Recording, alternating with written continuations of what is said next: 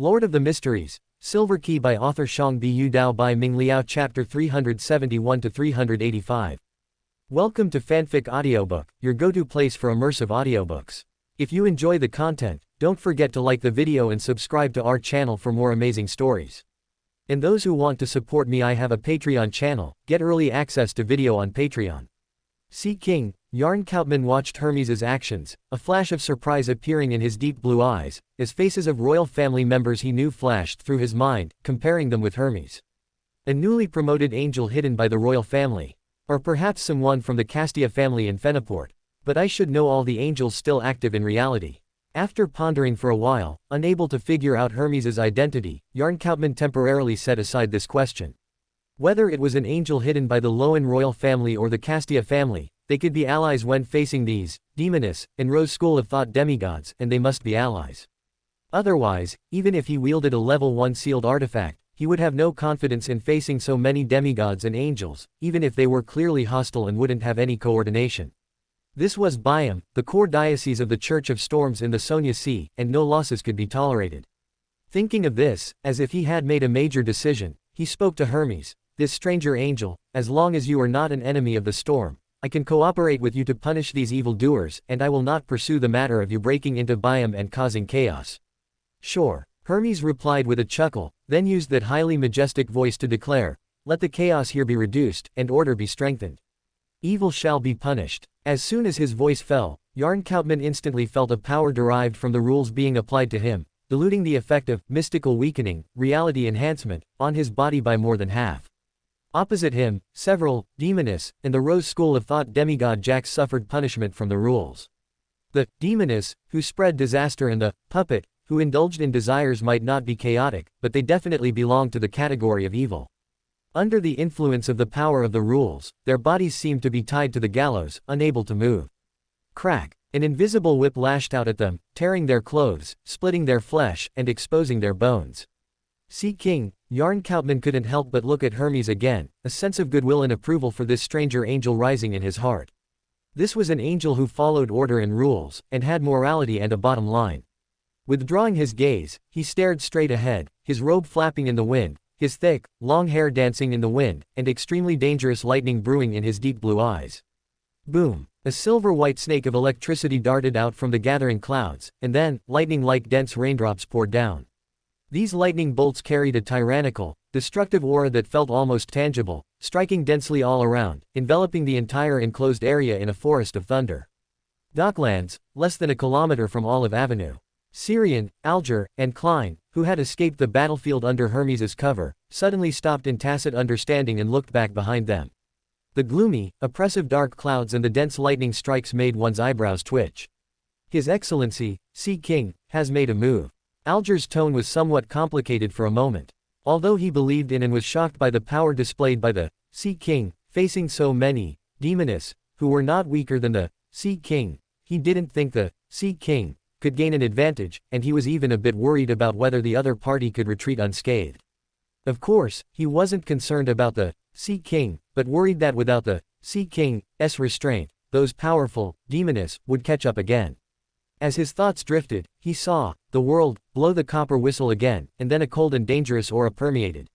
He subconsciously activated his spirit vision and saw countless fountains of white bones gushing out from the ground, piecing together a massive bone creature similar to the previous one. The world pulled a crudely cut paper doll from his pocket, tore it in half, and handed it to the bone creature summoned by the copper whistle. After the bone creature took the torn paper doll, its body quickly disintegrated, turning back into countless white bones and disappearing into the ground. For some reason, watching this huge bone creature, he had the feeling that it was fleeing in a panic. I didn't bring a pen.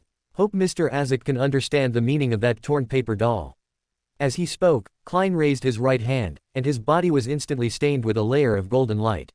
This light rippled out layer by layer, passing over the bodies of Syrian and Alger, purifying the curses and pathogens contaminated on them.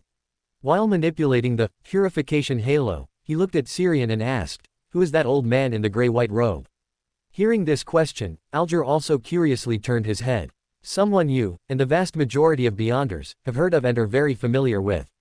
Pausing for 2 seconds, he slowed his speech slightly and said, Hermes. No, he is Hermes. One of the earliest masters of mysticism in human history, the founder of human mysticism, Hermes, who was active in the Dark Second Epoch. Klein and Alger's thoughts were synchronized like never before at this moment. He looks so ordinary, if I met him on the street, I would likely ignore him completely. I remember Hermes is a mysticism master in the domain of the mind. This might be a kind of psychological suggestion solidified using spectator abilities.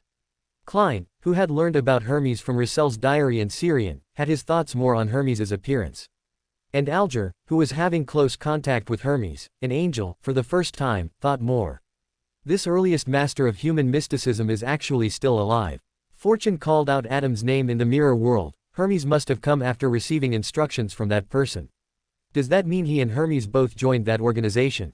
Is this, if it is spoken, it will be known. It was definitely less than a minute from when he called out that name. Fortune's status in that organization might be much higher than I thought. But Alger hurriedly interrupted his thoughts and refocused his attention on Hermes. He had accidentally thought of Adam's name in his mind just now, and he was worried that the other party would divert some attention to focus on him. If Fortune's identity was exposed because of him, even if Fortune wouldn't retaliate due to Mr. Fool, the existence behind him might not necessarily give Mr. Fool face.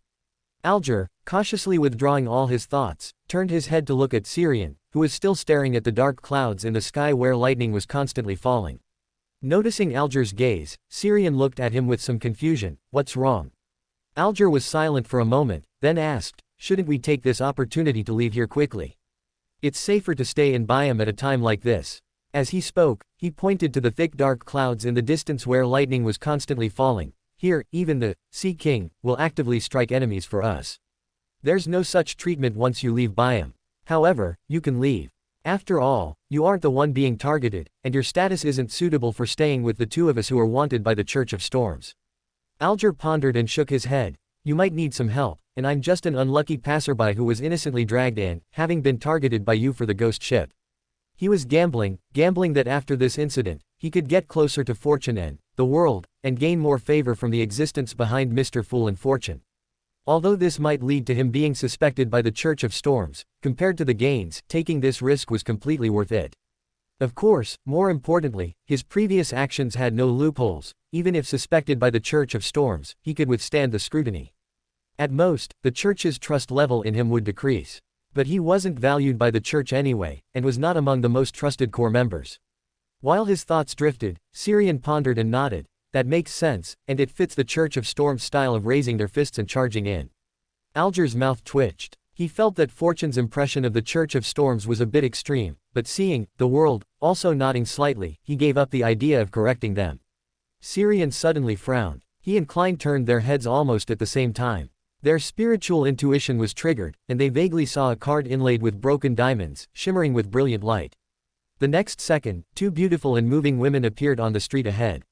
One of them was wearing an orange floral long dress, with wavy curly hair, a graceful figure, and was charming and moving.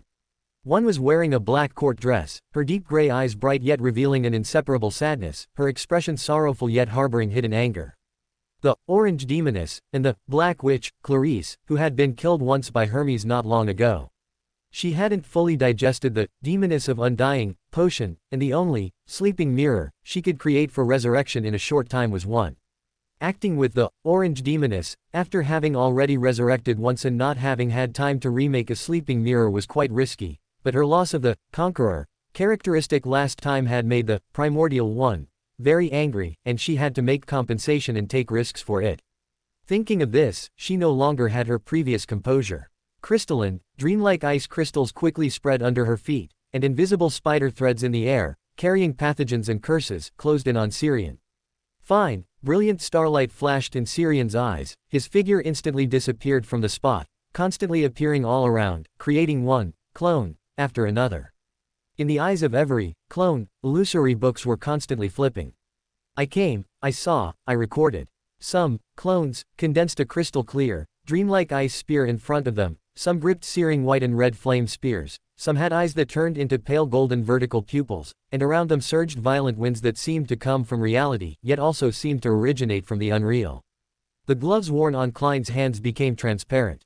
He took a step towards Alger, who was floating in the air supported by the violent wind, and his figure became transparent, disappearing into the air. Mirror blink. The next second, a charming woman in an orange floral long dress appeared in front of him. The other party looked at him with a smirk, her tone exceptionally cold. Do not play with mirror magic in front of a demoness. Klein opened his mouth expressionlessly, emitting a silent scream. The demoness's figure opposite him suddenly became illusory and scattered, as if many mirrors were intersecting and overlapping at the same time. In this wonderful state, the other party easily avoided the wraith scream he emitted. Then those scattered figures quickly overlapped and solidified, smiling at Klein. Klein felt as if he saw the perfect goddess in his heart inviting him, and he was momentarily stunned and at a loss. While he was stunned, large patches of petrified gray-white appeared from under the opposite demoness's feet, spreading towards him. When he came to his senses, Klein found that it was too late to dodge. The huge gap between the two sides made him feel despair. This was simply not an enemy that could be fought or escaped from by relying on mystical items or combat intelligence. The next moment, he saw the surroundings become blacker, the white whiter, the red redder. The petrified gray-white that had already spread to his feet was contained, quickly decaying and withering inch by inch. At the same time, a palm rested on his shoulder, pulling him out of the mirror world. Mr. Azek. Klein looked at the person who arrived with pleasant surprise. Azek reached out and pressed the silk top hat on his head, replying gently, that piece of mirror world was interfered with by a high-level power. I relied on that copper whistle to locate you, so I was a little late. No, you came just in time. Klein sighed sincerely. Hide further away, do not enter the mirror world again. While speaking, Azek pulled him behind him, his gaze slightly heavy as he looked at the charming woman in the orange floral long dress who had revealed her figure in front. Klein nodded, didn't say more, and directly used flame jump to leave the spot. In a battlefield between such high sequences, staying would only be a burden. The most important thing now was to find a safe place, and then go above the gray fog to use the sea god scepter for support. Syrian, who was kiting, Black Witch, Clarice using high frequency, blink, gradually slowed his movements, feeling discomfort in his lungs and heart. The astrologer's spiritual intuition told him that in 2 or 3 seconds, the plague accumulated on him would break out. This might not directly take his life, but it would definitely make him lose the ability to resist. Damn, she's forcing me too close, I don't even have the chance to summon Edifana. If I had known, I would have treated Eric Drake better. If he were still alive, I wouldn't be in a situation where only Hermes came to save the day. Sighing to himself, gray fog suddenly filled his eyes, and a tall angel with 12 pairs of pitch-black wings broke through the gray fog and appeared before him, wrapping him in the layers of wings behind him. At this moment, Syrian felt his whole person relax a lot, and that urgent and unavoidable sense of crisis disappeared. The next second, 2 more clones appeared from his blink, standing in the distance. One took out a harmonica, brought it to his mouth, and played it hard. The other chanted in a low, intermittent yet coherent voice, "The fool that doesn't belong to this era, the mysterious ruler above the gray fog, the king of yellow and black who wields good luck." Chapter 371, Mirror Projection. Boom. Bolts of silvery white lightning appeared out of thin air, carrying a tangible, violent aura of destruction as they struck down densely towards Clarice. The black hem of her dress swayed slightly, sending out ripples of darkness before shattering with a crash into countless irregular mirror shards. Mirror Substitute. Syrian frowned slightly as the clones created by his high-frequency blink vanished one after another, only to reappear elsewhere. As he shifted positions, beneath the feet of those clones, either illusory black flames ignited, thick frost spread, grayish-white petrification appeared, or pathogens too small for the naked eye to see surged out. Every glass window and every mirror in the vicinity reflected Clarice's figure, while in the eyes of every Clarice, Syrian's figure was reflected. The eyes of the demoness of Undying were equivalent to a mirror. Anyone she saw could become a target for her curses. Seeing that Syrian had dodged the curse, the figures of Clarice reflected in the mirrors shifted their gazes. A layer of darkness emerged before the eyes of Syrian, who was in the middle of blinking, but it vanished on its own before he could react. In the mirror world, a flash of astonishment crossed Clarice's deep gray, bright eyes. She had just tried to forcibly pull Syrian into the mirror world, but she failed the very first moment she attempted it. Even most demigods cannot resist being pulled into the mirror world by me. At most, they might notice in advance and take evasive action to escape. A secret sorcerer, skilled in space-related abilities might be able to resist this power, but he is clearly just a traveler, unless he is relying on suppression through status. But how is that possible? As these thoughts raced through her mind, the Clarices reflected in the mirrors shifted their gazes in unison. She changed her target, intending to pull the entire street into the mirror world. At the same time, Syrian's brow twitched slightly. He felt a warning from his spiritual intuition. Immediately, he discovered that the street beneath his feet had become somewhat illusory, with left and right inverted. After realizing Clarice's intention, countless fine and brilliant starlight appeared around him, rapidly intertwining to outline an illusory door covered in mysterious patterns and symbols. The next second, spider silk, too fine for the naked eye to detect, suddenly appeared and wrapped around the illusory door. The grayish-white color of petrification began to spread from where the spider silk was wrapped, turning the illusory door into a petrified one, and it continued to spread outward. Syrian's figure blinked repeatedly, putting distance between himself, Clarice, and the spider silk she had created. Behind every Syrian created by the high-frequency blink, starlight flickered, outlining one illusory door after another. Meanwhile, Clarice's figure seemed to be reflected by mirrors from all directions, and multiple mirror images condensed out of thin air. Each mirror image corresponded to a clone created by Syrian's high-frequency blink. Under the gaze of the mirror images, some of Syrian's clones, and the illusory doors behind them ignited with black flames. Some were covered in frost, some turned into grayish-white stone, and some were enveloped by terrifyingly dense pathogens. The clones, created by Syrian through high-frequency blink, vanished one after another, and then his figure emerged at the edge of this mirror world. At the same time, pairs of transparent, dragonfly-like wing membranes extended from behind him. The strange wings behind him flapped gently, and his figure instantly became transparent and illusory, as if entering a dimension intersecting with this mirror world. Boom! Crackle! A terrifying sonic boom exploded out of thin air, mixed with the wailing sounds of the wind domain, whipping up dense and terrifying waves of air in this mirror world, circle after circle. The surrounding air vibrated violently, causing the streets and houses to crack. Clarice's mirror images shattered one after another, and her main body also suffered from ruptured eardrums, bloodshot eyes, and other injuries. Woo! The turbulent airflow soon calmed down, circling around Clarice in rings, emitting a highly rhythmic sound capable of interfering with spirit bodies. Just as she steadied her body, Clarice's deep gray eyes glazed over slightly, momentarily caught in the rhythm of the wind. Seizing the opportunity, Syrian allowed his figure to solidify rapidly, then pushed his hands forward, opening a door, connecting the mirror world to reality. After escaping the mirror world, he clenched his right hand into a fist and said with great authority, "Interaction with the mirror world is prohibited here." As soon as his voice fell, the glass of the surrounding houses and the surfaces of all reflective objects were covered in a layer of rough, grayish-white. The connection between the mirror world and reality was briefly severed. He then looked at Alger on the other side of the street, nodded slightly, and said, "Leave, it's almost over." After speaking, his figure flickered several times, appearing not far from Azek and the Orange Demoness. As he changed the battlefield, the Orange Demoness's eyes also reflected Clarice's figure, using the other's eyes as a springboard to return to reality. With a calm expression, Syrian pressed the crystal ball, which was sealed with a blue eye, against his chest and slightly arched his back.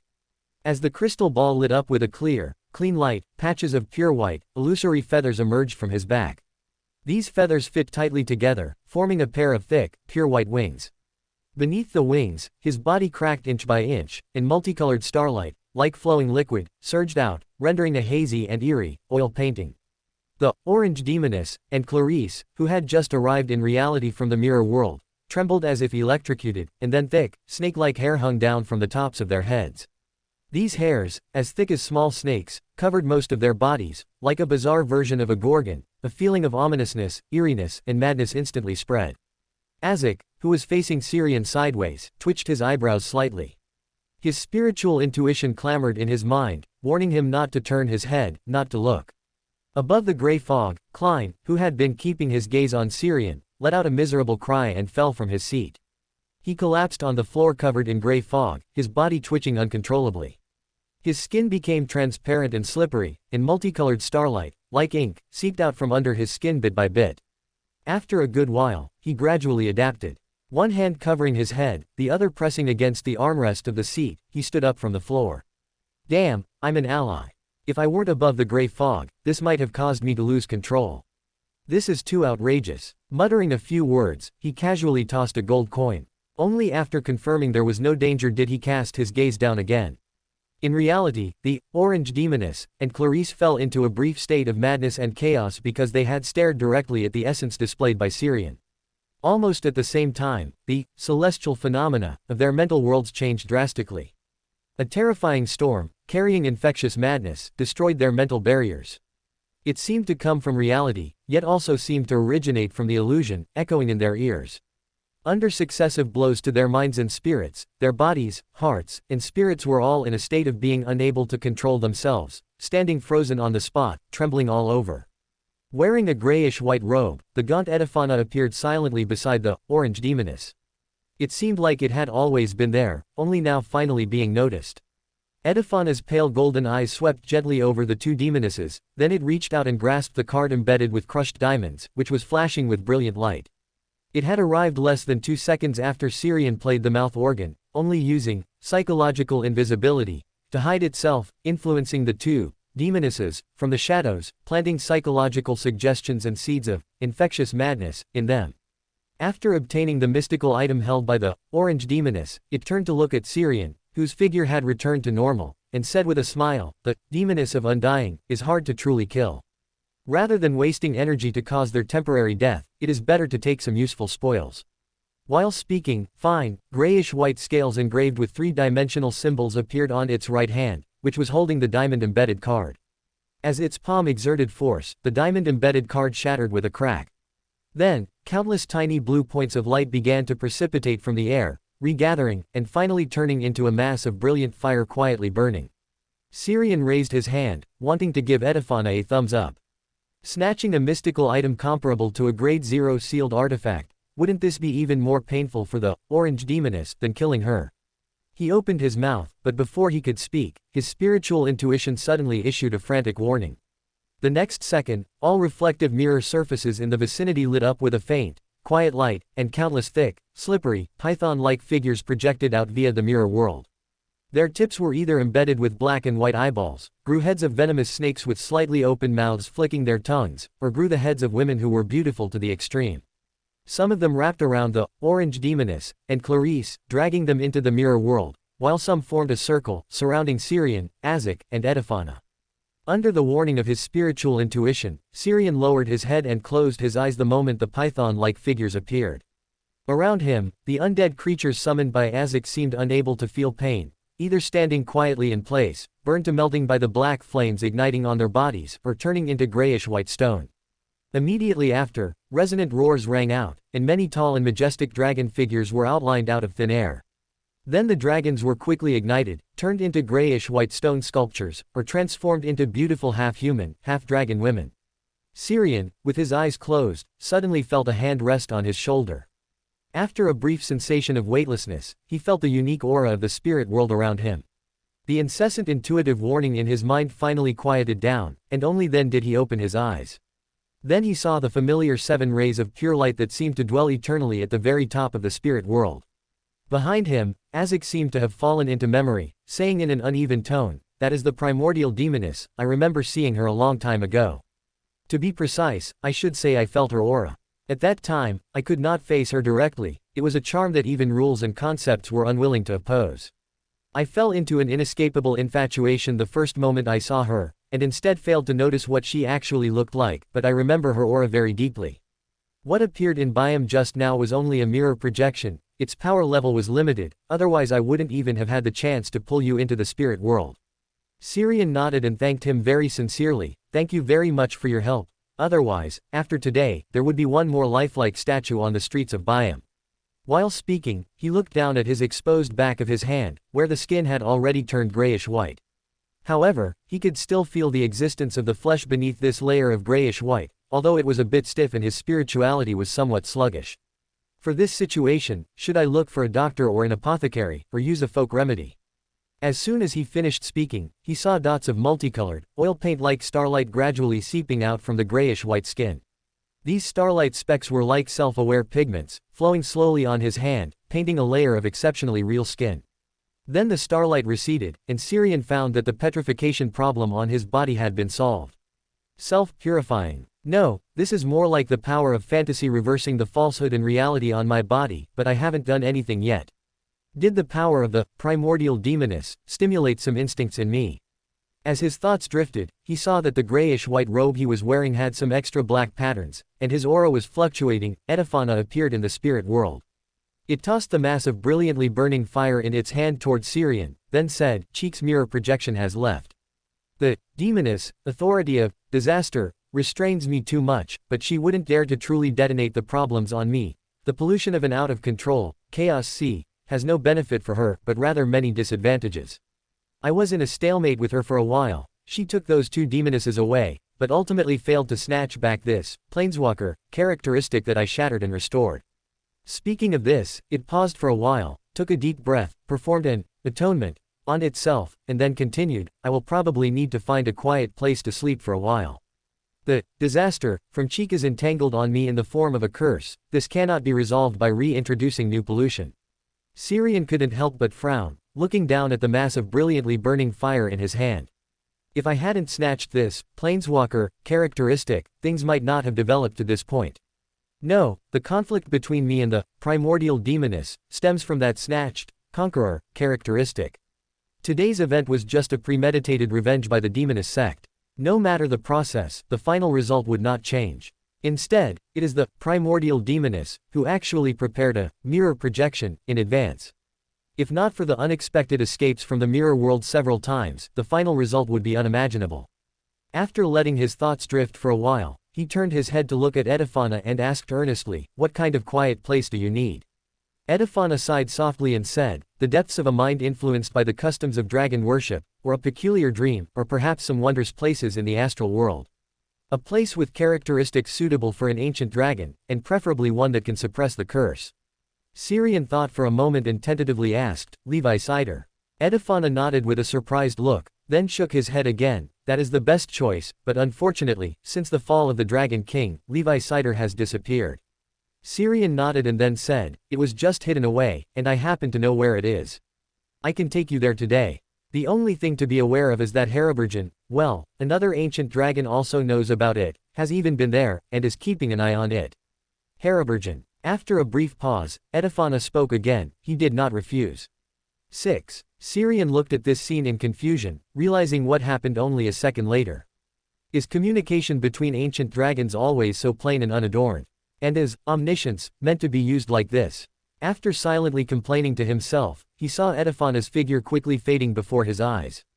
A weary, aged voice echoed in his ears, I am going to take a short nap. Call me when you have found Levi Cider. After Edifana left, Azek also bid farewell, the crisis has been averted, but it is best that you do not remain in Byam. All right, Syrian nodded. After watching Azek's figure disappear, Syrian tossed the brilliantly burning spark in his hand. An illusory door outlined by starlight instantly appeared, and he stepped into it. In the area where the Sea King, Jan Kotman, Hermes, the Yellow Demoness, Tisavika, the Blue Demoness, Gwendolyn, and the Rose School of Thought demigod Jax were locked in a chaotic battle. After a period of stalemate, the level 1 sealed artifact wielded by the Sea King, Jan Kotman suddenly went out of control. At the same time, the rules created by Hermes also began to show flaws, with signs of collapsing. The catastrophe erupted. At the same time, crimson burning meteors crashed down from the sky. This was a catastrophe jointly triggered by the two demoness of catastrophe. With the coordination from inside and outside, the rules constructed relying on the abilities of the Justiciar pathway began to collapse. Subsequently, the area isolated by the rules re-established a connection with reality. The two demoness of catastrophe exchanged a glance, relying on their eyes as a medium and their own transformation into mirror people to enter the mirror world directly. Neither the Sea King nor Hermes obstructed them. The former had more urgent matters to attend to, while the latter knew that his mission was already complete. Whoosh! The airflow spun rapidly in circles, the violent wind colliding with the air and emitting an explosion-like sound. A terrifying, visible hurricane appeared, spiraling and intertwining. An unrestrained tornado suddenly rose from the ground, shooting straight into the high sky. The Sea King, controlling the violent tornado, flew into the high sky, attempting to intercept the falling meteors. Boom! A silver-white bolt of lightning streaked across the sky, thick layers of dark clouds gathered rapidly, and bean-sized raindrops fell densely. As the rain appeared, the tornado raging in midair turned into a waterspout, slamming upwards into the falling meteors. Boom! The massive explosion echoed throughout all of Byam. Most people painfully covered their ears, looking at the swirling water vapor and firelight in the high sky with fear and panic. 14 Fragrant Wood Avenue. Danitz, who was leisurely drinking beer, was shaken off his recliner by the sudden explosion. He rushed to the window in a few steps, looking up at the high sky where tornadoes, rainstorms, lightning, and explosions were constant. Holy wolf fish canned food. Is it the end of the world, or have the pirate kings joined forces to invade Byam, or did Fasak and Loan go to war? When did Byam become so dangerous? It causes a commotion every few days, and each time is more terrifying than the last. No, I must persuade Randolph Carter to quickly visit the captain and, by the way, take me back to the Golden Dream. While Danitz kept talking, his eyes remained fixed on the sky where clouds were gathering, and lightning and explosions continued without blinking. In the docklands, Alger, who hadn't gone far, paused. He looked up in astonishment at the sky where meteors were crashing, a terrifying tornado was forming, rain was pouring, and lightning was flashing. His heart pounded uncontrollably. Gulp, his throat moved as he swallowed the saliva secreted due to his intense emotions. A ring of rapidly swirling wind circled around him, pushing away the rain and debris stirred up by the tornado. Is this the might of demigods going all out? No, perhaps it's more than just demigods. At the very least, when the previous, sea god, Calvetua confronted the Sea King, they didn't display such power at all. As thoughts surged, he heard a voice of extreme majesty that made him instinctively want to submit, causing even the wind circling him to slow down significantly. Prohibit. Banish. The swirling clouds in the high sky were coated with a layer of flowing, extremely viscous transparent liquid, causing their speed to slow down instantly, nearly solidifying. The next second, an invisible, majestic force erupted, tearing even space itself. A massive suction force suddenly erupted, sucking the solidified lightning, water vapor, fierce winds, and meteors in midair into the spatial rift, banishing them to an unknown place. Seeing that more than half of the meteors had suddenly disappeared, Jan Kottman's stern expression softened significantly, and he nodded slightly towards Hermes, who was floating majestically in midair. Immediately, lightning flickered in his deep blue eyes, and his entire being emitted an extremely dangerous aura. Boom, boom, bolts of silver-white lightning struck out, carrying a violent, destructive aura so intense it felt tangible. They struck down densely, enveloping all the remaining meteors within a forest of thunder, completely pulverizing them.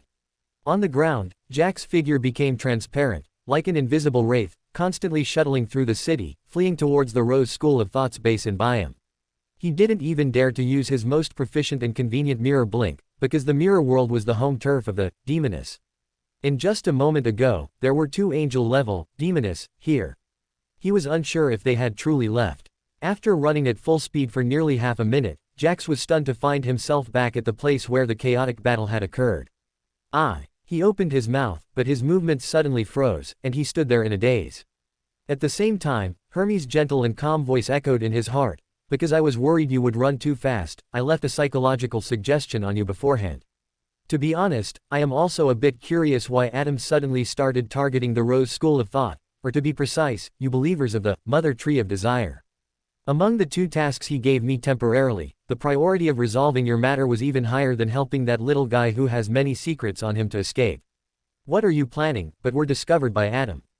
You don't know Adam, nor do you know the schemes of the Rose School of Thought or the Mother Tree of Desire.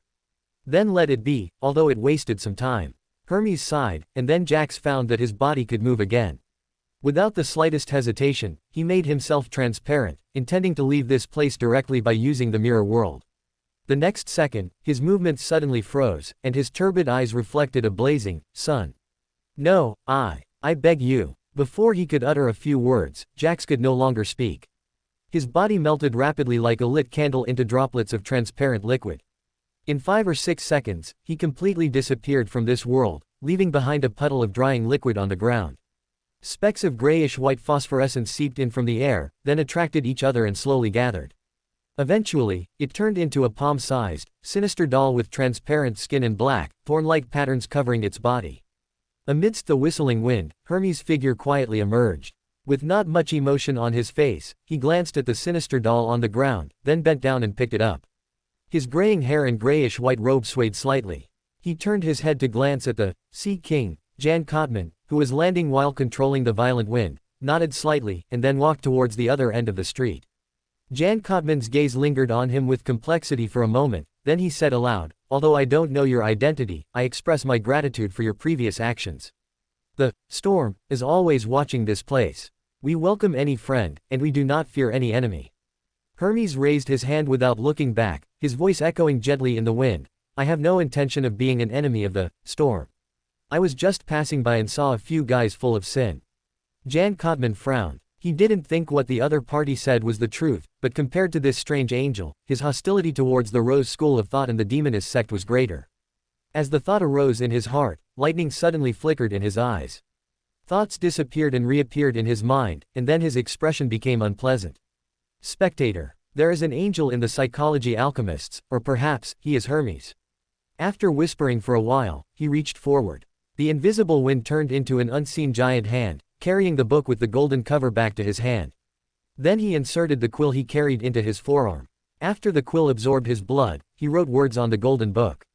Every time he wrote, it seemed that golden light erupted, and the restless book in his hand gradually calmed down.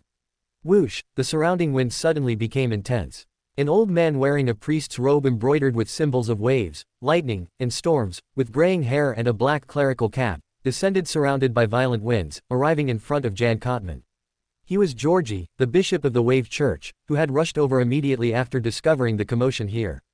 Georgi frowned, scanned the undamaged street, and then looked at Jan Kotman. Your Excellency, Sea King, what happened here? A demigod of the Rose school of thought, an angel of the demonist sect, and a suspected spectator, pathway angel, Hermes. After a slight pause, he looked towards the end of the street, in the direction where Syrian and the others had clashed with the orange demoness and the black witch. He listened to the sound of the wind for a while before continuing, and a demigod of the demonist sect, unknown demigods, angels, and even a projection created by the primordial demoness, through some means, or special items tainted with her aura. As he listened, Georgi became silent. Emotions like anger and bitterness appeared on his wrinkled face. After several seconds of silence, he suddenly spoke. Your Excellency, Sea King, perhaps we should apply to the headquarters for a Grade 0 sealed artifact.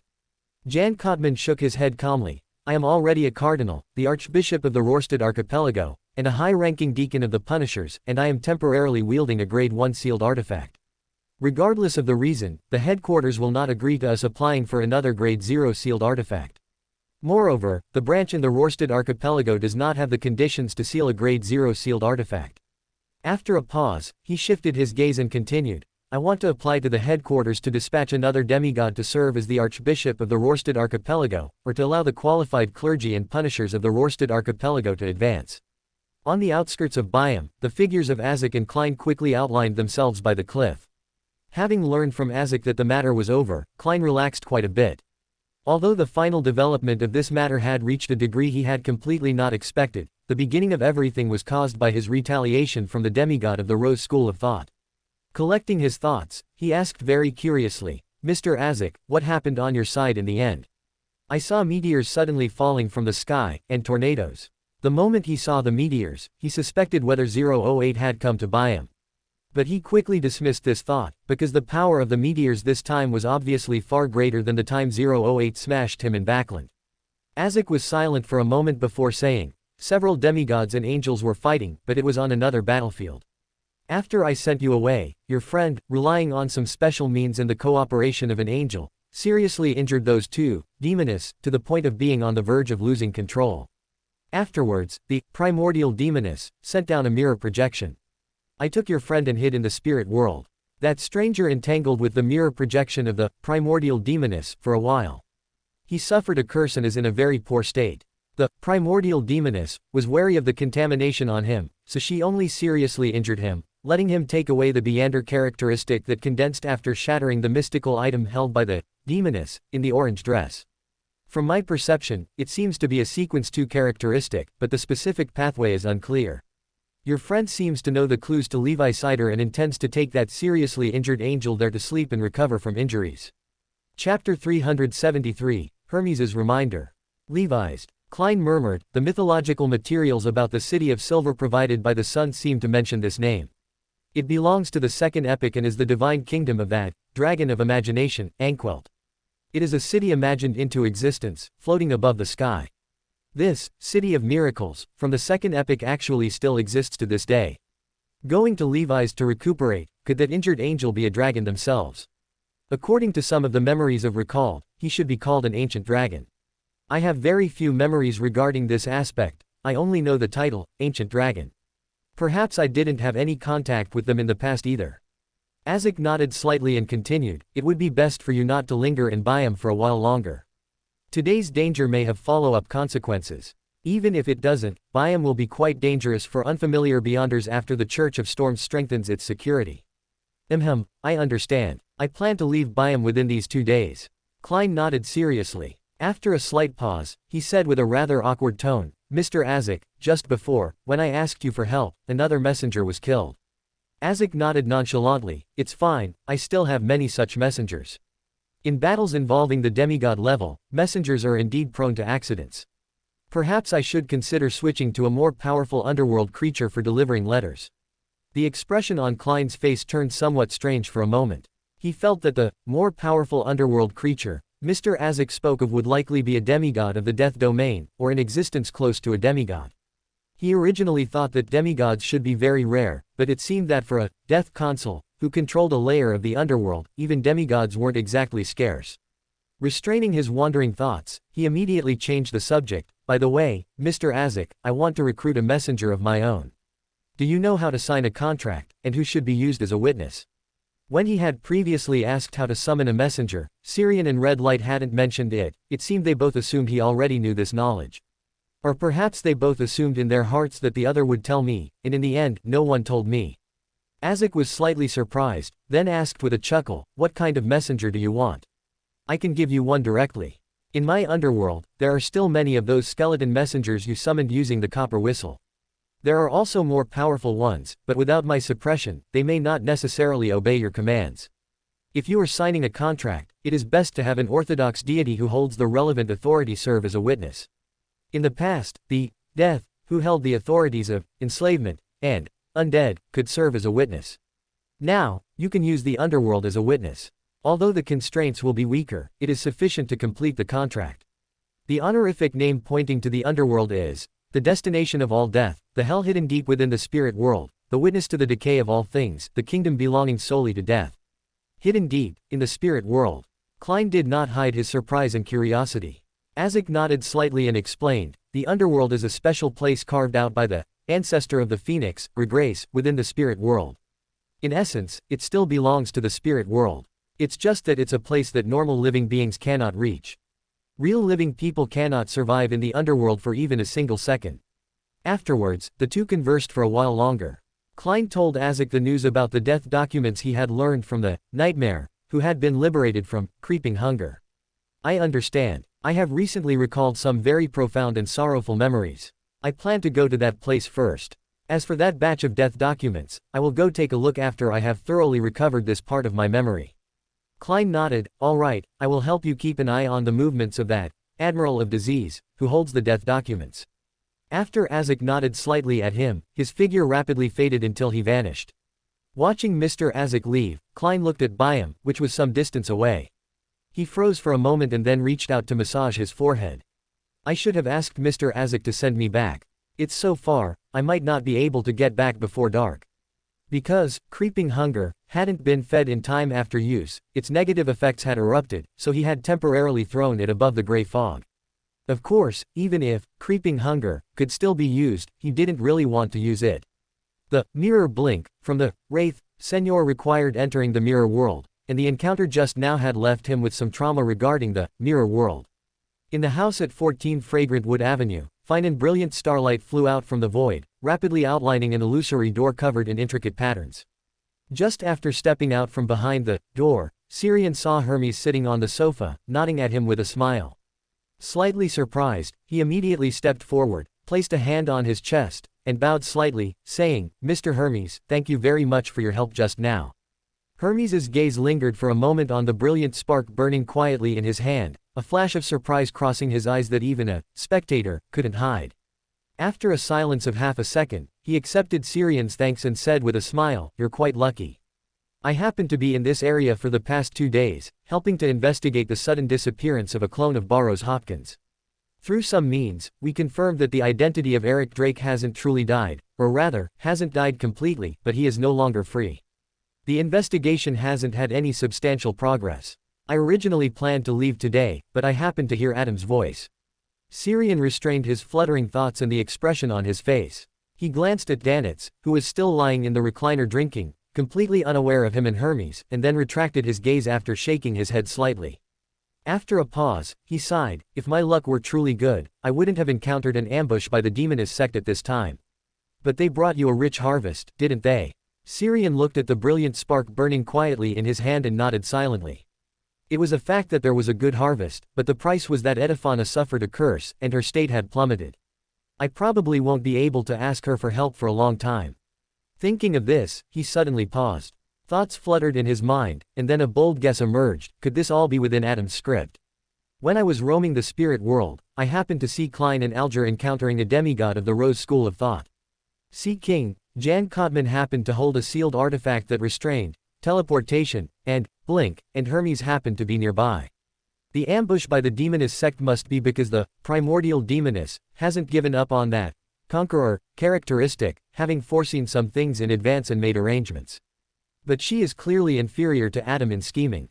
The mirror projection, used as a trump card, was forced to leave its home field of the mirror world to fight due to successive accidents, and as a result, it encountered Edifana, who completely countered her, yet dared not land a killing blow. This layout, ring after ring, is very much in Adam's style, but... He looked at the brilliant spark burning quietly in his hand and sighed in his heart, "This thing can indeed silence my dissatisfaction. Although Edifana is in a poor state, with this planeswalker characteristic, I myself can exert the power of an angel to a certain extent, and there is also Tobias who can briefly experience Sequence 1. More importantly, with this characteristic, perhaps I can respond to prayers all over the world, so I won't have to worry about the Abraham family problem later on. I'll find a time to experiment with it later." His thoughts gradually returned, and he suddenly noticed Hermes sitting on the sofa, expression gentle but silent. Holy crap. Is this the kind of question I should be thinking about at a time like this? Spectators, were really freaking insidious. While he was wondering how to remedy the situation, Hermes suddenly spoke. "From the moment you started thinking about Adam, he cast his gaze here. Perhaps I don't know as much as you think. However, I am indeed very curious. Perhaps you can tell me some content selectively. Consider it the reward for my helping you this time." Syrian was silent for a while. Seeing that there were no changes around him, he roughly understood that this meant Adam had tacitly approved. After thinking for a moment, he organized his words and said, "It's roughly that the loss of the conqueror characteristic traded between the demonist sect and the Lowen royal family is related to me. The previous incident was the primordial demoness trying to retrieve that characteristic." A few wrinkles appeared on Hermes's shiny forehead, and then he asked, "Is it related to Bansi Island?" "It is." Syrian nodded heavily. That conqueror characteristic had always been used by Tobias, how could it not be related? Hermes nodded with a deep expression, then fell into a long silence. After several seconds, he exhaled softly, took the initiative to end the topic, and instead said, "The Queen of Calamity, Gushinam, is not a pure, tyrant, pathway angel. It is best not to use her characteristic directly." After speaking, without waiting for Syrian to ask further, he waved his sleeve, and the figure sitting on the sofa rapidly faded and vanished. This was just an illusion created by psychological invisibility. His true body had long since left. Does he know that the Book of Calamity is with me? Edifana shouldn't be that careless, or was I seen when I obtained this book?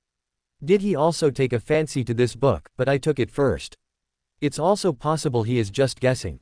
Since he has been in Byam during this time, he would naturally notice the incident previously caused by sea god Calvechua. After tracing the source, he discovered the Book of Calamity, and then suspected me. But Queen of Calamity, Gushinam, is not a pure, tyrant, pathway angel. The possibility is high. She has been dead for thousands of years but still isn't stiff, and she can split her spirit into several parts. This is not a capability that a hot-tempered guy should have.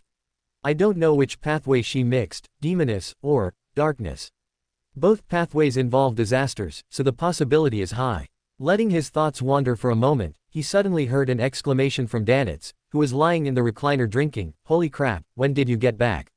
Syrian glanced at him and said casually, "You're drooling." Huh. Danitz subconsciously reached out to wipe his cheek, only to find a bit of alcohol stain on the corner of his mouth. "No, I didn't. Wait, I wasn't even sleeping, okay.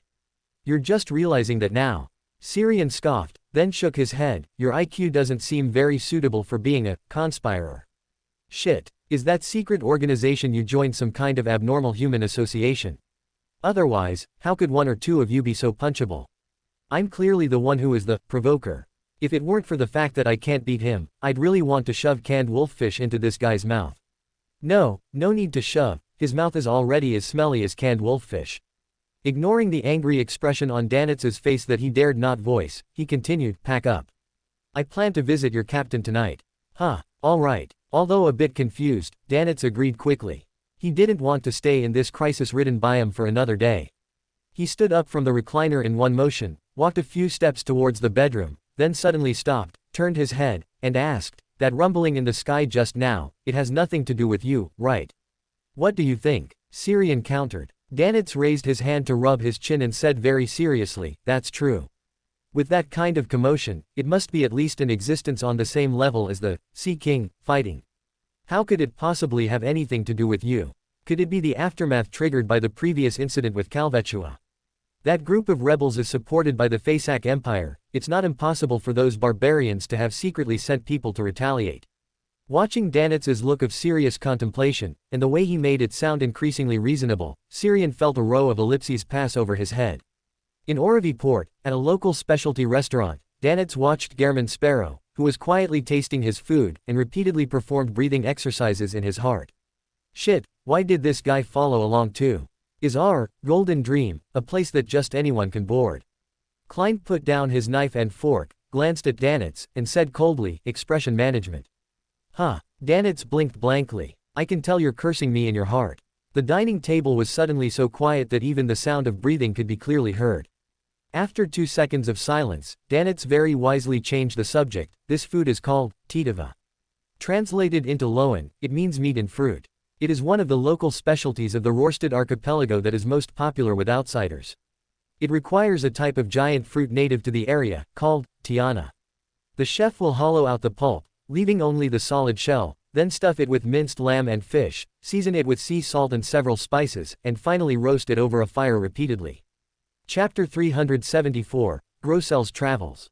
Although Danitz's subject change was a bit stiff, he was indeed very knowledgeable about the local features of the Rørsted archipelago and explained them in great detail. At least Syrian listened very carefully. He even felt that if he had someone like Danitz as a guide earlier, his scribe potion would have digested much faster. After finishing dinner, Danitz took the initiative to pay the bill. He looked at Syrian and asked, where are we going next?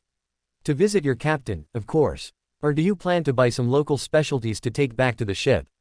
Syrian replied, turning his head to look at him. Danitz shook his head immediately. We are pirates who roam the seas, the things here don't count as specialties, except for the ladies in the Red Theater. Then let's go. As he spoke, Syrian turned into an empty alley, reached out to press against the cold, damp air, and pushed his palm forward with force. Fine and brilliant starlight instantly surged forth, outlining an illusory door covered in intricate patterns in front of him. He looked back at Danitz and Klein. One of them grabbed his sleeve, while the other rested a hand on his shoulder. As he stepped forward, the three of them disappeared from the spot simultaneously. The northern Sonia Sea, the sea area between Dinos Island and the Gargas archipelago. A sailing ship, several dozen meters long, clean and tidy, reflecting a hint of golden color under the crimson moonlight, sailed on the deep blue, almost black, sea surface. On the deck at the bow, fine starlight suddenly poured out at a certain moment, rapidly interweaving to outline an illusory door. Immediately after, Syrian, with a calm expression, walked out from behind the door, bringing with him a frowning Klein and dragging a Danitz whose face was so pale it lacked all color. As soon as he touched the deck and breathed in the cold night air, Danitz scrambled to the ship's rail and vomited uncontrollably. Syrian turned his head away and glanced at Klein. The latter raised his hand to rub his temples, and after taking a few deep breaths, he recovered from the discomfort brought on by the long-duration spirit world travel. Even though their physical fitness was about the same, and the pyromaniac was even stronger, the difference in tolerance for spirit world travel between Danitz and Klein was surprisingly large. Thinking of this, he looked again at Danitz, who was vomiting over the railing, and shook his head silently. What a weakling. Beside him, Klein's gaze also lingered on Danitz for a moment. Is this the mystical version of motion sickness? Watching Syrian run around before, I thought spirit world travel was a very easy and simple ability. I didn't expect that as the travel time increased, the spirit world would have such a terrifying impact on the body and spirit body. If one cannot leave the spirit world in time, the Beander's mind would likely collapse or go insane under the gradually increasing pressure. I don't seem to have encountered this problem when I was traversing the spirit world before. Is it because the time wasn't long enough, or is it the influence of the high-level status brought by the Black Emperor card?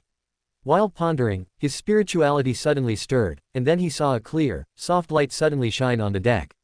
It was a bit like the holy light of the sun domain, but it didn't have such a dense sense of divinity. Instead, it was very bright and illuminated a large area. Is this an improved version of summon holy light? As his thoughts drifted, he saw a beautiful lady walk out of the cabin. Vice Admiral Iceberg, Edwina Edwards. She looked much the same in reality as the image he had seen in Danitz's dream. Her face was oval-shaped, her nose bridge was high and straight, her lips were thin, and she had light blue eyes that seemed like clear spring water. Her long brown hair hung down smoothly. She wasn't wearing a hat, and she was dressed in a beige coat tightened at the waist, along with a dark, knee-length skirt. On her feet were a pair of leather boots similar in color to her hair. It seemed that this pirate admiral was not yet ready to rest. She held a dark brown compass in her hand. Her gaze lingered for a moment on Danitz, who was vomiting uncontrollably over the rail, then swept over Syrian, and finally landed on Klein. Seeing the other party look at him, Klein politely nodded at her and said, "Good evening, madam." He had originally wanted to explain the reason why he appeared here with Danitz and the others, but that didn't fit German Sparrow's personality, so he had to remain silent after the greeting. Edwina nodded slightly and replied, "Good evening, Mr. Sparrow. Toin, I'm back." Danitz raised his hand slightly, using a hoarse voice to assert his presence. But he couldn't hold on for long. He buried his head and continued to retch by the ship's rail. Syrian spoke up at the right moment to explain, "Your first mate isn't very accustomed to long-duration spirit world travel. But because of the high tide at night, we didn't encounter any islands or reefs where we could make a temporary stop.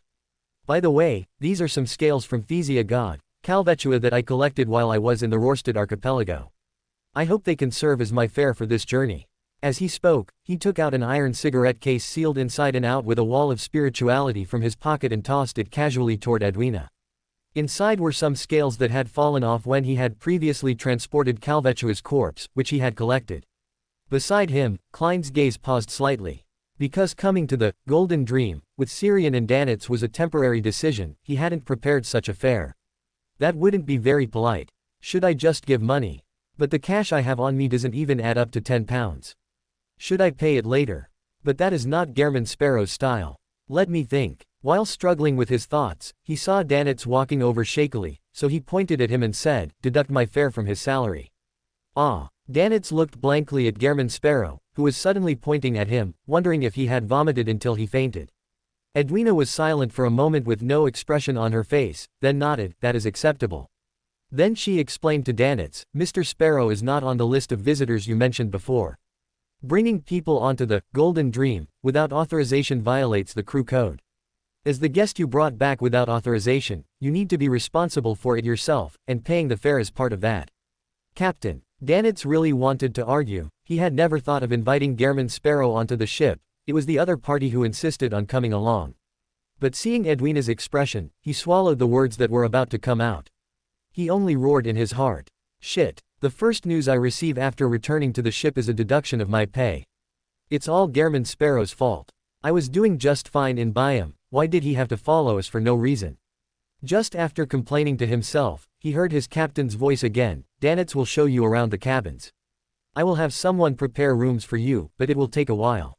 "No problem." "No, I have a problem. I don't want to stay with these two guys at all anymore. Such things should be left to Brewer Yodson. As the first mate and third mate on the ship, they are more experienced." Edwina did not adopt his suggestion. After saying a few words to the two crew members behind her, she returned to the captain's cabin. Watching Edwina's hurried retreating figure, Syrian said thoughtfully, "She looks a bit rushed. It should be that some research has reached a critical stage." Klein silently labeled the Golden Dream, in his heart, the pirate crew that least resembled pirates. "Let's go. I'll take you, I should take you to get to know the Golden Dream." Halfway through, Danitz turned his gaze to Klein, stood at the entrance of the cabin, and made a gesture of invitation. While Danitz was showing Klein around the Golden Dream, Syrian turned and went to Edwina's captain's cabin. "Knock, knock, come in." Behind the large desk, Edwina was organizing her notes. The cigarette case containing Calvetua's scales was sitting on the desktop, looking as if it hadn't been opened yet. Seeing that the person who entered was Syrian, Edwina nodded slightly and asked straightforwardly, "You suddenly requested to visit me on the Golden Dream, there must be something, right?" "Yes." Syrian nodded without concealment and replied, "I noticed before that you had a book in your collection called Grossel's Travels. I would like to borrow it. It won't take long, and it won't need to leave the Golden Dream." Grossel's Travels. After a moment of thought, Edwina nodded and said, "That is possible, but I need to know the reason, as well as the secret of this book. If the secret involved in this book is valuable enough, I can pay you a certain reward." "That is very reasonable." Syrian nodded and then said, "There is a world within that book, which was discovered by the messenger of mine you summoned last time. He was recently cursed and is in a very bad state. The environment of the world within Grossel's Travels is suitable for him to heal. If you have any concerns, we can sign a contract under the witness of the God of Knowledge and Wisdom." Hearing him finish, Edwina said with an undisguisable tone of surprise, "A world within a book." The previous owners of Grossel's Travels who disappeared entered its world within the book. Syrian nodded slightly, "Perhaps. However, I do not suggest you try. You can enter that place, but you might not be able to come out." Edwina nodded thoughtfully, then continued to ask, "Do you intend to only let your messenger enter to heal, or do you also intend to enter the world within the book to explore? Also, what is the method to enter the world within the book?" Syrian shook his head slightly, "I don't know the correct method, but I am a traveler. After my messenger enters, I might be able to force my way in by following the connection of the contract. However, this method does not guarantee success. Positioning inside and outside the world within the book is a very troublesome problem." Edwina nodded and said, "I understand. If you successfully enter the world within the book, I hope you can share with me what you see and hear in that world. In addition, unless there is no other choice, I hope you and your messenger will not cause irreparable damage to the world within the book or to Grossel's Travels. As long as you are on the Golden Dream, you can borrow this book at any time. No rent is needed, but I need you to take me into that world within the book to explore after you succeed." "No problem." Syrian immediately agreed. Afterward, Edwina drafted a contract with the God of Knowledge and Wisdom as a witness.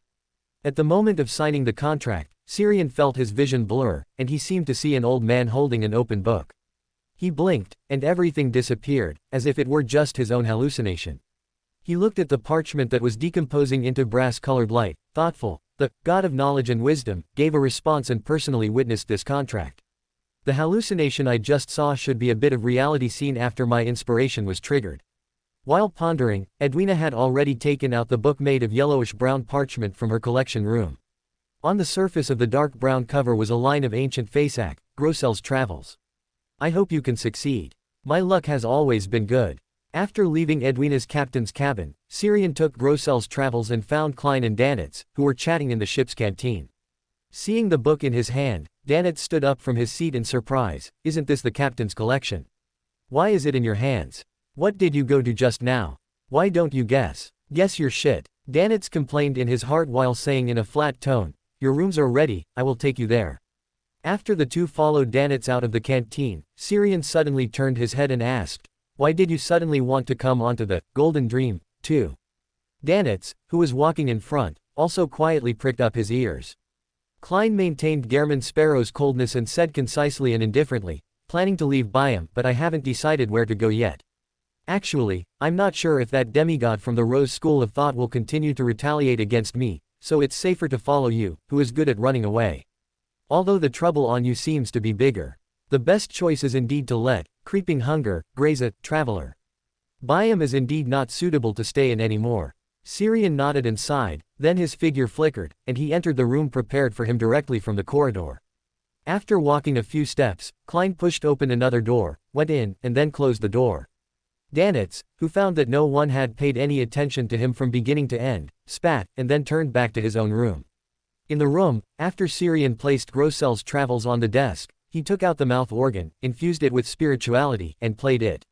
After a few seconds of silence, Edifana's voice suddenly sounded beside him, "So it was this book. No wonder it triggered my spirituality at that time, and no wonder that Guy Harabergen would cast his gaze.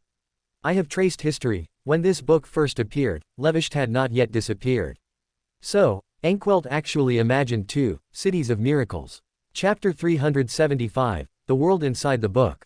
Syrian's brows twitched slightly. He saw that the hem of the gray-white robe on Edifana had turned completely pitch black, with countless three-dimensional and mysterious patterns extending upwards. It seemed as if its shadow was coming to life, replacing it bit by bit. Noticing Syrian's gaze, Edifana chuckled and said, "Cheek's curse is more troublesome than I anticipated. It involves fate. Once the disaster erupts, it will be irreversible and will only lead to gradual collapse. I used a virtual personality to bear the curse and corruption on my body, and I let them all fall into a deep slumber. I will clean them up one by one after I adjust my state. At that time, I might need you to provide some help through external forces." "No problem." Syrian nodded, then reached out and pressed his hand onto the cover of Grossel's Travels. Behind him, pairs of transparent, starlight flickering, dragonfly-like wing membranes extended out. His figure gradually became illusory, as if interlacing between different dimensions. Deep blue radiance rippled out from his palm, layering and intersecting, finally forming a blurry door with no sense of substance. Inside the door, one could vaguely see a range of white mountains where snowflakes drifted. "It's simpler than I thought. I only need to use the characteristics of dimensions to locate and open the door to the world inside the book." As he said this, he stepped forward, his figure passing through the deep blue door as if moving through a water curtain. After he disappeared, Edifana suddenly looked up, glancing at the location of the captain's cabin through the walls and ceiling. It curled its lips slightly, then stepped into the deep blue door. In the next room, Klein, who was setting up a wall of spirituality, paused, looking at the wall in front of him thoughtfully. After dazing for a moment, he retracted his gaze, entered the washroom, took 4 steps counterclockwise, and entered above the gray fog. The howling wind echoed continuously, blowing crystalline snowflakes dancing in the air. Syrian hugged his arms and shivered. Even as a Sequence 5 traveler, he still did not possess the constitution to withstand this kind of extreme cold weather. Achoo! This is so uncomfortable. It seems apprentices only gain the ability to adapt to different environments after becoming demigods. Normally, apprentices below the demigod level do not have the ability to go to so many extreme and dangerous places like you do. They only need the ability to adapt to different environments when they can leave the spirit world and roam the astral world. Beside him, Edifana's figure quickly emerged, saying in a leisurely tone, "So, the problem is that my potion version is too advanced compared to other apprentices. When I become a door, I must move the ability to adapt to environments earlier, from Sequence 3 up to Sequence 9. As his thoughts drifted, he looked up at the gray-white sky. The sun was hidden within thick clouds, and the light it cast down had no temperature at all. He reached out to catch a snowflake, gently crushed it, and let the snow melt at his fingertips. Then, he turned his head to look at Edifana. "Can you sense the existence of Leviseed?" "I can. Follow me." Edifana nodded gently, its pale gold eyes instantly turning into vertical pupils. Beneath its feet, deep and dark waves rippled outwards continuously. Among them, every drop of water was like a shadow of light, as if representing a point of consciousness, a brand. This was the sea of collective subconscious belonging to the world inside the book. The surrounding howling wind became illusory and ethereal, as if the large expanse of swirling snow was no longer on the same level as them. However, Syrian still felt very cold, but it was no longer a physical coldness, rather, it was a coldness from the soul, from the inside out. This feeling was as if someone had transmitted their own perception of coldness onto him. The coldness comes from the subconscious of this area, from the inherent impressions that countless minds have of this snowy land. When you step into the sea of collective subconscious and interact with it, the subconscious that has condensed here over a long period of time will naturally influence you. To a certain extent, this can also be considered a special environment of the mental world. As Edifana's voice rang in his ears, Syrian suddenly felt that the coldness from the inside out had moved away from him. "Who?" Exhaling softly, he turned his head to look at Edifana. He discovered that it was holding a strange, illusory ice crystal that seemed to have countless facets, with blurry faces appearing on each facet. The moment he saw this ice crystal, his body suddenly shivered, as if he had seen coldness itself. "What is this?" It is all the cognition and impressions of coldness that this mental world has accumulated and condensed over a long period of time. As it spoke, it gently tossed the illusory ice crystal with countless facets in its hand. Crack! Amidst the illusory cracking sound, the ice crystal disappeared. A frost-white color that made people shiver subconsciously spread out. Crystalline, dreamlike snowflakes floated on the surface of the sea of collective subconscious, and ice shards condensed in the seawater. Amidst the continuously spreading frost-white, the waves rippling beneath Edifana's feet gradually solidified, turning into a passage spiraling downwards like a deep, dark vortex. Layer upon layer of ice crystal stairs continued downwards, with no end in sight. This world inside the book is somewhat thin, and ancient dragons have a dominant status here, so I can easily do things that are completely impossible in the outside world. Edifana sighed as it stepped forward, walking down along the ice crystal stairs. Seeing this, Syrian immediately stepped forward to follow behind it. The two walked along the spiraling downward stairs for about 10 minutes. The color of the ice crystal stairs beneath their feet changed from the initial deep darkness to a dreamlike translucence, and finally into pure white. This is already the depths of the mind. Apart from impressions that come from the collective and are engraved into the instincts of life, it is difficult for anything else to leave a trace. For example, the fear of darkness, the dread of the deep sea, the worship of money. Following Edifana's description, the surroundings would sometimes appear as deep and heavy darkness, as if hiding countless monsters ready to devour people, and sometimes as deep sea scenes that were gloomy, oppressive, and suffocating. Syrian looked at Edifana thoughtfully. He felt that the other party's performance at this moment had already exceeded the sequence of discerner, even the mental world would change according to its thoughts. Seeming to notice his confusion, Edifana smiled indifferently. This is a world created by an ancient dragon, and I am the only real, true ancient dragon in this world. I only need to make myself close to Ankwelt in my mind, and I can take over this world to a certain extent. At present, it seems that it did not leave any contingency plans in this world inside the book. Perhaps it hid everything in Leviseed. While whispering, it and Syrian had already reached the end of the stairs. The surrounding pure white changed abruptly. Countless clouds appeared, and melodious roars rang out from time to time within the clouds, with the figures of ancient dragons flapping their wings flashing by. Before their eyes, the clouds and mist were blown away by the wind, revealing a magnificent palace that seemed to have been carved from a single piece of marble. It was grand, full of a sense of wildness, possessed alien characteristics, and was somewhat similar to a temple style. Beneath their feet was a floor carved with patterns, without a single gap. On both sides stood gray-white stone pillars, each over 100 meters high and carved with strange patterns, with an ancient dragon coiled on every pillar. They were either curled up in a circle, standing proudly, or flapping their wings and breathing dragon breath. What a familiar scene. Even now, thousands of years later, I still occasionally see them in my dreams. Edifana stopped and sighed for a while, its gaze sweeping across the stone pillars and the ancient dragons. Then it tilted its head slightly and said in a tone devoid of emotion, "Follow me. I have already sensed the thing that Ankwelt left here.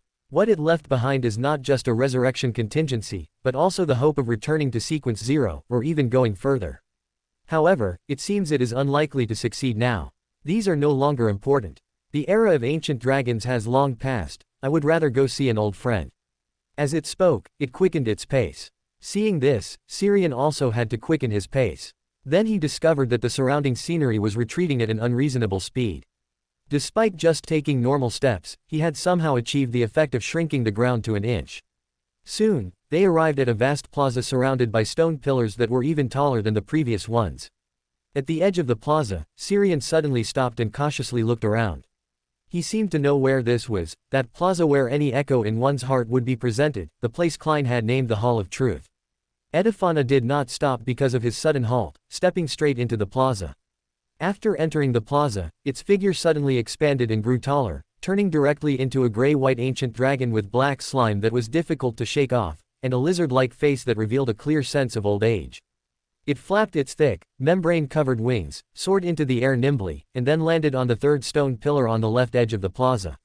Then it folded its wings, flicked its tail to slap the stone pillar, and coiled there, as if that was its rightful place. Syrian subconsciously wanted to reach out to take out drawing paper and a pen to record this scene, but he touched empty air. He realized with some embarrassment that he hadn't brought any drawing tools before coming in. After diverting his attention, he looked at Edifana, who was coiled leisurely on the stone pillar. A thought suddenly flashed through his mind. Could it be that every stone pillar here represents an ancient dragon, a subordinate god of Ankwelt? 1, 2, 3. A total of 13 stone pillars. Even counting Ankwelt itself, that would still leave 12 subordinate gods. That's quite a lot more than the angels under the 7 gods. As his thoughts drifted, he saw blurry figures emerging on the stone pillars around the plaza. Most of them were in a transparent and illusory state, just like memories that had become blurry after being washed away by the long passage of time. While looking around, his spirituality was suddenly touched, and then he saw an ancient dragon figure that quickly became clear. Unlike most of the gray-white ancient dragons around, this ancient dragon's body was brass-colored, with scales tightly connected, as if books were stacked together. A faint light seemed to float between the gaps of the scales, occasionally outlining the pattern of an eye. Edifana's voice suddenly echoed in the plaza, Haraburgen.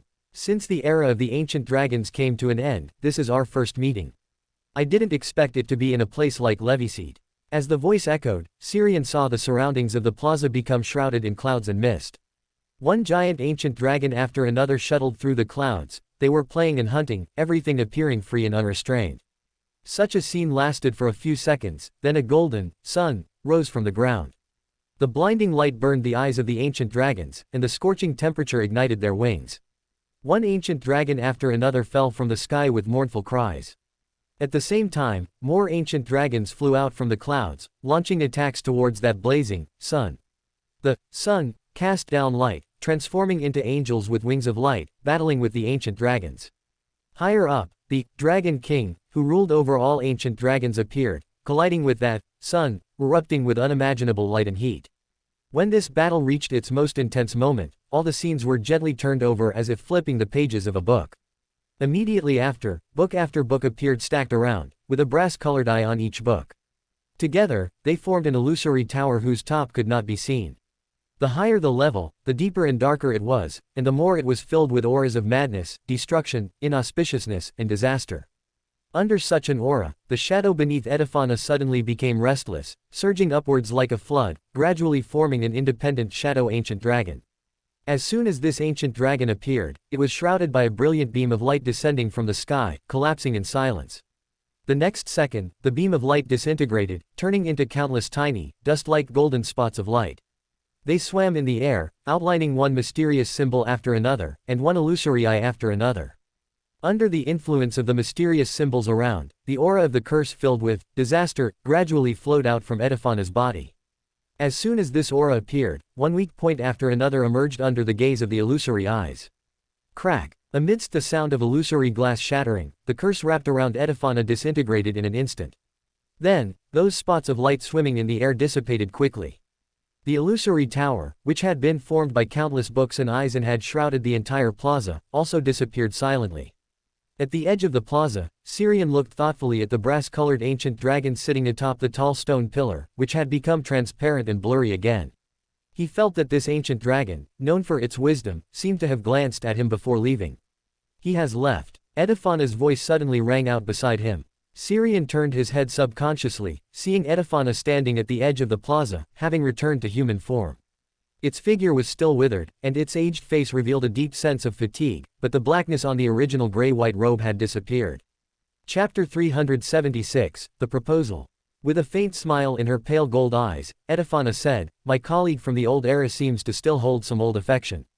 Instead of ignoring me, he chose to purify the curse on me, establishing a new balance for the corruption accumulated within my body.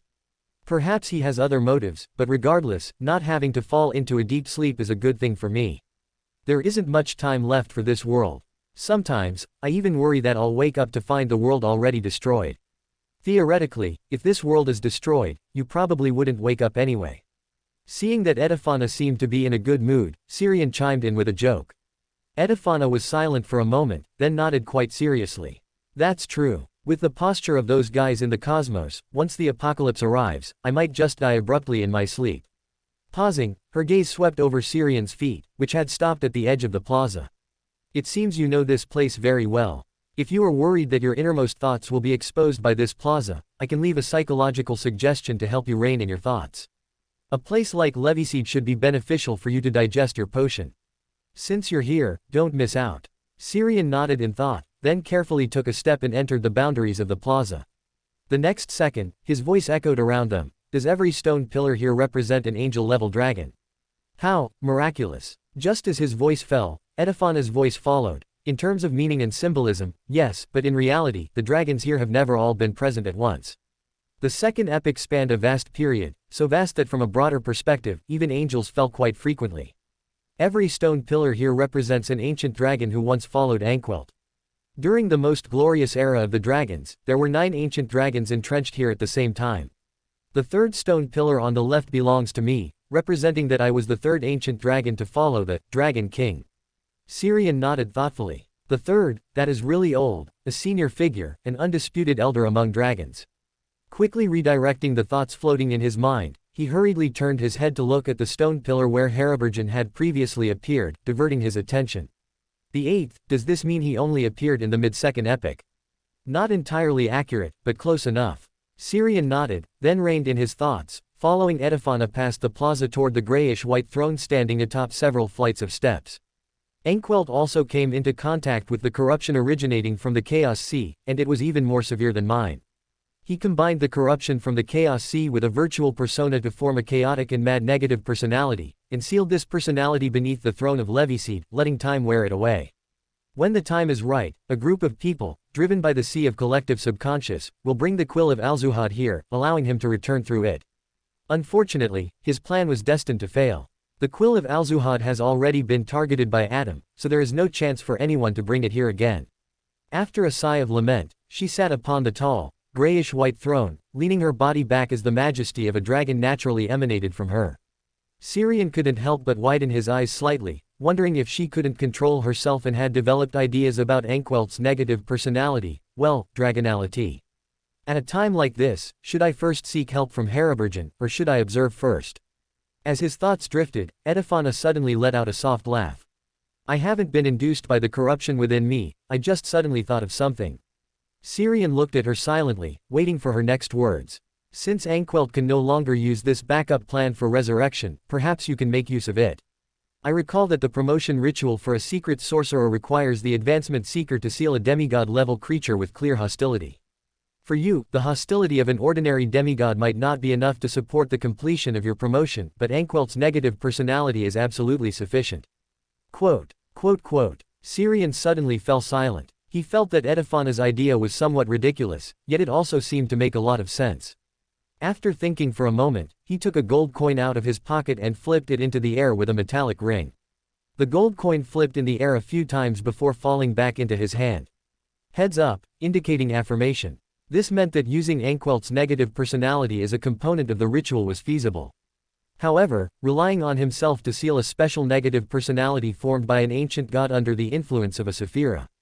Even if this ancient god had been dead for thousands of years, he still felt that this idea was suicidal. Even without the corruption of a Sephira, facing the negative personality of an ancient god inside his own divine kingdom, how was that any different from seeking death? Furthermore, the ritual of a secret sorcerer also required that the less external help one relied on, the better the ritual's effect would be. After 2 seconds of silence, he put away the gold coin and shook his head silently. Although using Enquelt's negative personality for the promotion ritual is a bit highly difficult, as long as you succeed, you will most likely gain some unexpected benefits. And for a ritual of this difficulty, whether you rely on external help is no longer that important. Syrian sighed. We'll talk about it later. Perhaps there will be a better choice. Pausing, he added, I also want to look around other places. Can you show me the way? That's simple, Edifana said, lightly raising her right hand and snapping her fingers. The next second, a figure that was 80 to 90% similar to her, but clearly much younger, outlined itself beside Syrian. As long as you don't leave the world inside the book, he can take you anywhere. And you? Syrian looked at Edifana, who was sitting on the grayish-white throne, a trace of suspicion inevitably crossing his mind. It's rare for me to return here. I want to stay quietly for a while and reminisce about my lost youth. Is this also Emperor Russell's literature? After thinking for half a second, he still chose to let the envisioned young Edifana lead him away from Leviseed, leaving this mental world inside the book. Anyway, even if Edifana really had designs on Enquelt's negative personality, he wouldn't be able to stop her. He might as well be cheerful about it. After her envisioned younger self left with Syrian, she suddenly looked toward the broad, magnificent plaza and said in a deep voice, Come out. I know you haven't left yet. After 2 seconds of silence, specks of brass-colored light seeped out from the void, quickly outlining the figure of an old man clad in a white robe. He held an open book in his hands, with an omniscient eye floating on the pages. He wore a hood that covered half of his face, revealing only his mouth, wrinkles, and a long white beard. The old man glanced at Edifana, who was sitting on the grayish-white throne, and asked without much emotional fluctuation, What do you think of Arihag? Edifana let out a soft laugh, her voice old and hoarse. Whether he is Arihag or Enquelt, what does it matter? The era of the dragons has long passed. What's more, you are now the god of knowledge and wisdom, not the dragon of wisdom. This question seems rather redundant. Pausing slightly, she seemed to think of something and sneered. If his arrangements in this book had succeeded, he might still have a chance to contend. But now, he obviously cannot succeed. Even if the quill of Al-Zuhad hadn't been targeted by Adam, you wouldn't have let him succeed anyway. The robed old man below the throne remained silent. Edifana chuckled softly, passing over the topic. I could guess Arihog's identity because I understand Anquelt, Arihog, and this pathway well enough. And you, how did you find out? By relying on the authority of omniscience. The old man shook his head slightly. Partially. I also suspected you, who lived in the same era as Anquelt and was similarly tainted by the corruption of the Chaos Sea. It wasn't until today that I completely confirmed it. Edifana nodded slightly and then said, if you want to help him return so that he can help you hold Adam back, you can give up on that idea. Based on my understanding of him, under the circumstances where he cannot retrieve a sequence 1 characteristic and cannot reintegrate the negative personality here, he will choose to find an inconspicuous corner of the mind to hide in. He will wait until Adam becomes a god, until the struggle between you yields a result, or even until the apocalypse arrives, before deciding his next move. The old man fell silent for half a second, then sighed softly. I will arrange for him to meet Arihog once. Suit yourself. You are the god of knowledge and wisdom now, after all. Can I even stop you? Edifana leaned back against the armrest in a completely defeatist manner. In the early morning, on the foredeck of the Golden Dream, a group of pirates sat huddled together miserably, their upper and lower eyelids in a fierce battle, their heads nodding off from time to time before suddenly jerking back up. In front of them, Edwina was writing highly artistic words on a small blackboard, explaining them as she wrote. Klein, who had intended to come out to catch some fresh air and wake himself up, suddenly wondered if he was still dreaming. I seemed to see my high school self during early morning self-study, when the homeroom teacher would specially open the classroom windows to let in fresh air while we were still bleary-eyed. However, Ms. Edwina seems to be teaching Dragonese. Isn't this a bit too advanced for a bunch of pirates? I don't think I've ever heard of dragon ruins on the sea. As his thoughts drifted, his vision blurred, and he saw Syrian appear on the deck, still dressed in yesterday's attire, looking somewhat exhausted as if he hadn't slept all night. Just as he was about to speak, his spirituality was suddenly triggered. Then, he saw layers of invisible ripples appear in the air ahead, after which a massive, purely black 3-masted sailing ship leapt out from the void. The ship was nearly 100 meters long, with 3 pitch-black sails hanging high like the most conspicuous flags. Cannons were lined up on the port and starboard bulwarks, and busy sailors could be seen running about on the deck. At the bow of the ship stood a middle-aged man wearing a steeple crown and a magnificent robe with a black background and silver trim, quietly looking down at everyone on the Golden Dream. He exuded an air of majesty that made people subconsciously lower their heads, wanting to prostrate themselves at his feet. The King of the 5 Seas, Nast. How did we manage to run into him here? Syrian murmured, then turned his head to look at Klein beside him, wondering if the latter had used the Black Emperor card not long ago. Noticing Syrian's suspicious gaze, Klein shook his head speechlessly. It has nothing to do with me. Under the vigilant gazes of everyone on the Golden Dream, the Black Emperor flew over their heads, landed smoothly on the sea over 1,000 meters away, and sailed into the distance. Scared me to death. I almost thought the King of the 5 Seas, Nast, had also targeted that giant's key and was planning to rob us. Quote, that direction, is he headed for the Rorstad archipelago? To think that the King of the 5 Seas Black Emperor can actually fly in the air in addition to traveling through the spirit world. The pirates on the deck discussed endlessly. Edwina did not maintain the order of the morning class, but instead came to the ship's side, gazing at the Black Emperor as it gradually receded. Only when a safe distance had been established between both sides did she withdraw her gaze. Then, glancing at Syrian, who was still looking out at the sea not far away, she introduced out of habit, the Black Emperor is the strongest and top-tier ghost ship left behind by the Solomon Empire. It can etherealize itself and travel through the spirit world. As for the ship flying in the air just now, it should be due to the King of the 5 Seas Nast's Beander ability. According to my speculation, Nast belongs to the lawyer pathway. The characteristic of this pathway is the ability to distort and manipulate rules. Syrian nodded to indicate his awareness, then changed the subject. My messenger received help from an old friend and no longer needs to recuperate, so there is no need to borrow Grossel's travels anymore. I will return it to you in a moment. Additionally, I've left a coordinate in the world inside the book. Once you're ready, you can have me take you in. All right. Edwina was somewhat surprised but did not ask further. She nodded in response and continued teaching the morning class to the pirates. Having overheard their conversation not far away, Klein took a few steps forward and asked curiously, Grossel's travels. Is that the book you were holding yesterday? And what is the world inside the book? Syrian, a world hidden inside a book, envisioned by an ancient god. The dragon of imagination, Anquelt. Klein immediately thought of this ancient god whom he had learned about from the little son. Syrian nodded. If you are curious, you can have Edwina take you along when she explores that world inside the book. When exploring a completely unfamiliar place, I don't think she would refuse a powerful helper like you. Chapter 377, Responding to Prayer.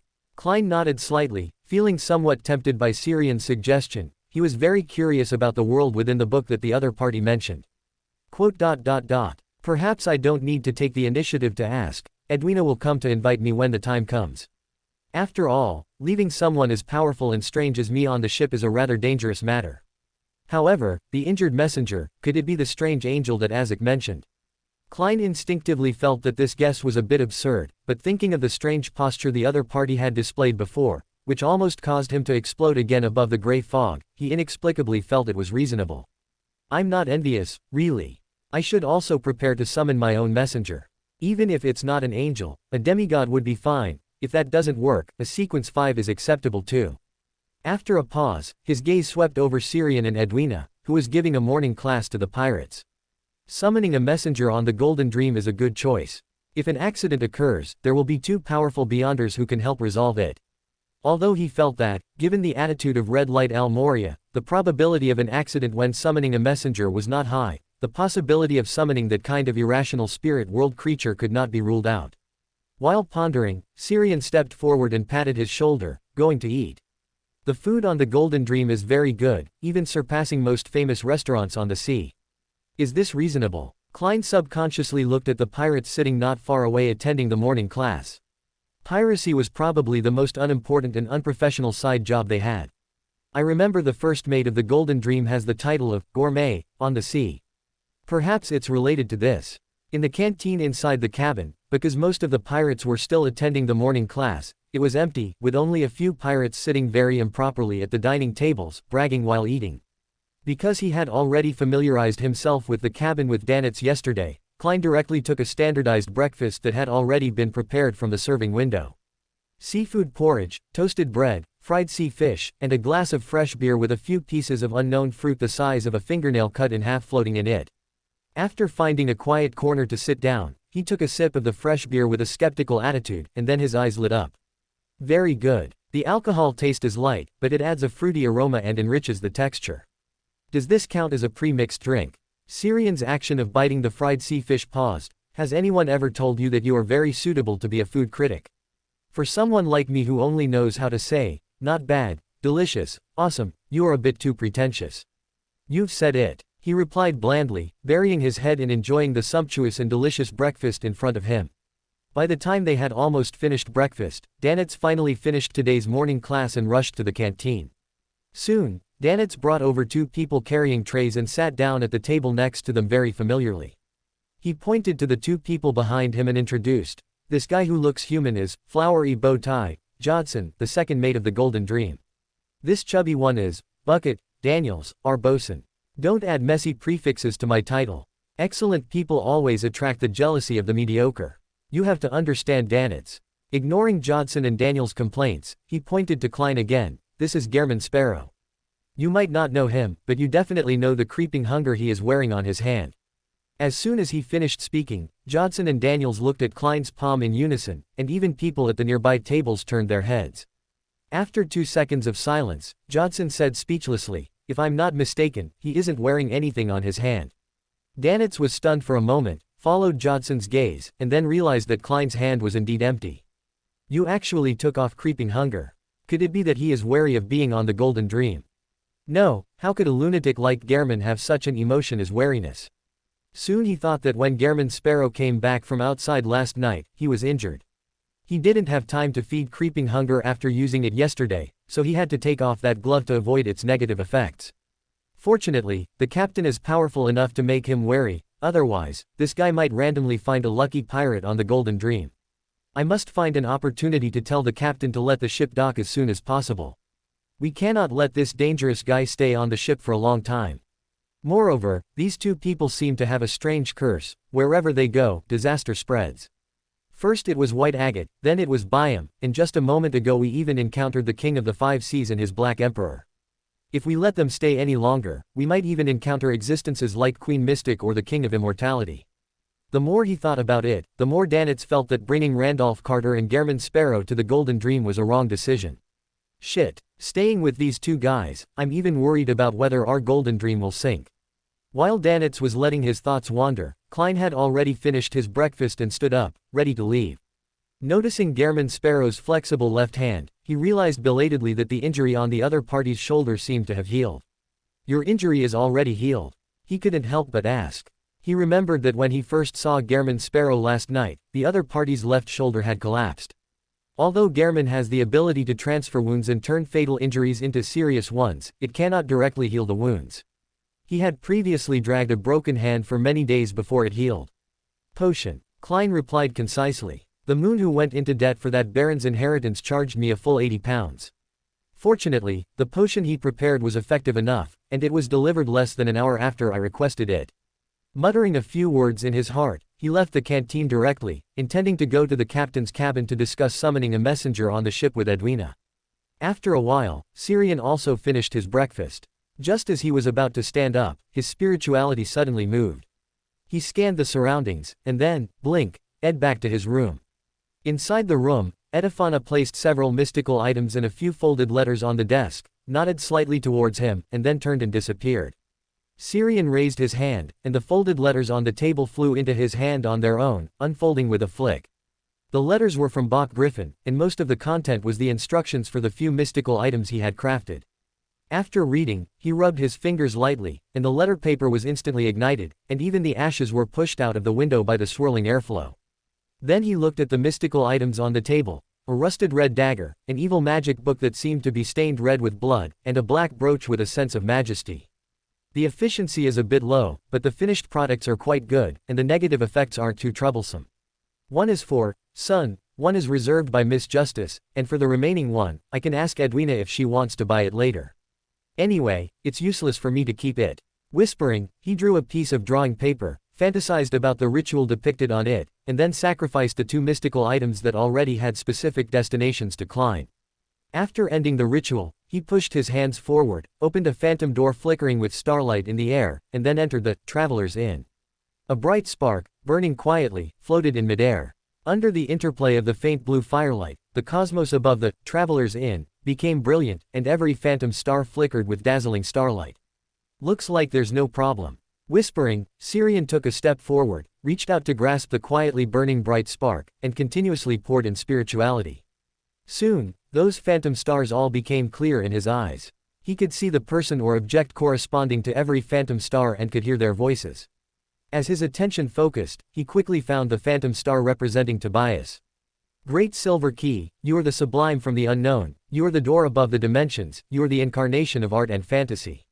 You are the observer outside the world, the lighthouse guiding the location of truth, the door touching the truth, the key to opening the truth, and even more so, the truth itself. Except for the sound of Tobias praying to himself, he also felt the other party's earnestness and piety in this phantom star. I can understand earnestness, but why would he be pious to me? As his thoughts drifted, he saw Tobias suddenly raise his head, seemingly sensing his gaze, and made eye contact with himself across endless space.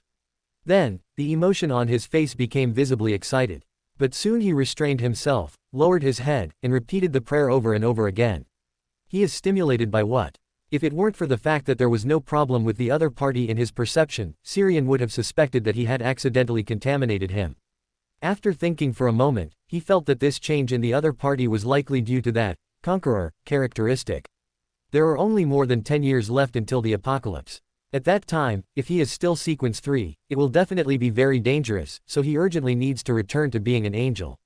Thinking of this, he seemed to see a tool man rising again. Then he passed part of the information to the other party through the connection of the phantom star. It was a ritual of descent that he had modified. He wanted to try to see if he could combine the travel authority of the planeswalker with the ritual of descent to open two interconnected portals in reality, instead of teleporting himself directly. Originally, he was still considering who to ask for help, but now the tool man has appeared on his own. If the ritual of descent can be combined with the travel authority, perhaps we can try to directly bypass the blockade of the forsaken land of the gods without walking through the ruins of the divine war. However, this requires the cooperation of Sun. Given his current situation, he will definitely tell the chief about the matter, but Colin Iliad will likely not agree, at least not at this stage. After all, who knows what exactly descends in the ritual of descent? It's useless for me to say that I am not an evil god. Muttering a few words, he refocused his attention on the phantom stars, just in time to see a new star taking shape. Immediately after, a male voice that sounded a bit cowardly echoed in his ear. From the unknown sublime, you are the door above the dimensions, you are the incarnation of art and fantasy. Your loyal believer prays to you, hoping that you can guide me out of confusion. This is enough, Miss Triss. In a cheap apartment in the East Borough, a thin, scholarly-looking boy with eyes that dodged from time to time, looking a bit cowardly, looked at Triss, who was leaning against the window, with timid and envious eyes. He met this mysterious and powerful lady by chance when he was harassed by a few drunkards on his way home. He saw with his own eyes how those drunkards turned into lifelike ice sculptures in an instant, and then were burned to ashes by black flames. He was very scared at the time, but this lady was unexpectedly gentle, beautiful, and empathetic. She asked him many questions and answered many of his doubts. Then he dizzyingly brought the other party back to the cheap apartment he rented. Beside the half-open window, Triss, wearing overalls, a men's white shirt, and with black hair draped down, nodded slightly. If your belief is firm enough and your wish is hot enough, my lord will cast his gaze upon you. I can wholeheartedly believe in that great existence. No, it is to believe in my lord. It is belief, not faith. Triss emphasized, and just as she wanted to say something more, her eyes suddenly blurred. Then she saw a blurry figure sitting above the stars, holding a quietly burning spark in his hand. She heard a voice with a hint of chuckle and appreciation, well done. Until the figure in front of her disappeared, Triss reacted, half-clenched her right hand, extended 3 fingers, and placed them on her left chest to salute. Praise you, great silver key. You are the sublime from the unknown, the door above the dimensions, the incarnation of art and fantasy. Beside her, the cowardly boy's face also showed an excited expression. Miss Triss, was that the great silver key just now? A flash of surprise crossed Triss's eyes, and then she nodded calmly. Sherman, what did you see? The cowardly boy called Sherman said without any hesitation, it is a great existence sitting above the cosmos. He even gave me a formula, called, which. The information in my mind tells me that as long as I consume the, which, potion, I will become a female. Miss Triss, is this true? I am not doubting the gift of the great existence, just that I feel that this is unbelievable. Triss continued with a chuckle. Chapter 378, Favors of Wisdom. Happy Mid-Autumn Festival everyone. Didn't you also find it unbelievable before when I turned people into ice sculptures or flames out of thin air? Sherman shook his head. But this is different. This is turning a man into a woman. There is nothing different about it. You only find it unbelievable because you don't know enough yet.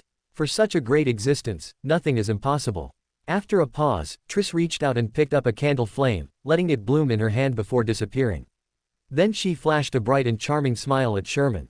Only when his cheeks flushed and he lowered his head did she continue, as your guide, I need to remind you that, which, is a Sequence 7 potion.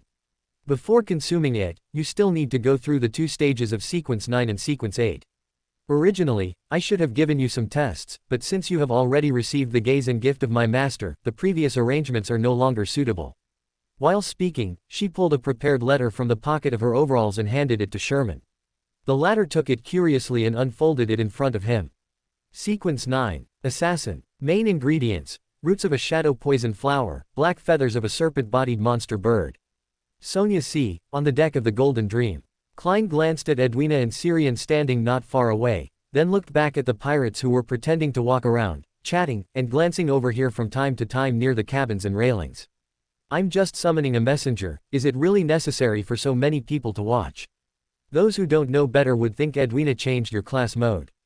As his thoughts drifted, his gaze accurately locked onto Danitz, who was hiding in the crowd, and he gave him a cold look. However, this was the Golden Dream of Vice Admiral Iceberg, so he didn't dwell too much on the crowd of onlookers, turning instead to Edwina. I'm ready to start. After speaking, he half-crouched, gently rubbed his fingers to light the candle, and dripped essential oil and floral water into the flame. After completing the ritual steps, he stood up and took a half-step back, whispering in ancient Hermes language, I summon in my name. The spirit that wanders in the void, the friendly creature that can be driven, the speedster beyond imagination. Whoosh! The sea breeze sweeping across the deck suddenly began to swirl, becoming cold and chilly. The flickering candlelight on the candle silently turned a ghastly green, and amidst the violent swaying, a blurry figure rushed out. Xiang, who had been observing from the side, kept scanning the deck, very curious about what this speedster, whose speed was too fast for the naked eye to see, actually looked like. His spiritual intuition told him that this speedster and Bernadette's messenger were the same species. Perhaps feeling the aura of its kind on him, he could feel the speedster circling him, but it was moving too fast for him to observe with his naked eye. After a moment of thought, pairs of transparent, starlit, dragonfly-like wing membranes extended from behind him, and his figure quickly faded. In a higher dimension, when speed became a concrete existence, the speedster, which was difficult to observe with the naked eye, finally revealed its true form in his eyes. Its lower body resembled a horse with 8 legs, covered in fine, translucent fluff, while its upper body was a human covered in full-body armor, or perhaps just a suit of empty full-body armor. Xiang could not see what was inside the armor, only 2 orange-red light spots resembling eyes through the gaps in the helmet. After he disappeared from the ship, the speedster began to circle around Klein. Its body was very special, it seemed completely unaffected by air resistance and did not stir up even the slightest wind despite its extreme speed. Very pure speed, not the kind of extreme speed achieved through special methods like the lightning transformation of the Tyrant pathway. I can't find any similar ability among the 22 pathways. Is it a pure spirit world specialty?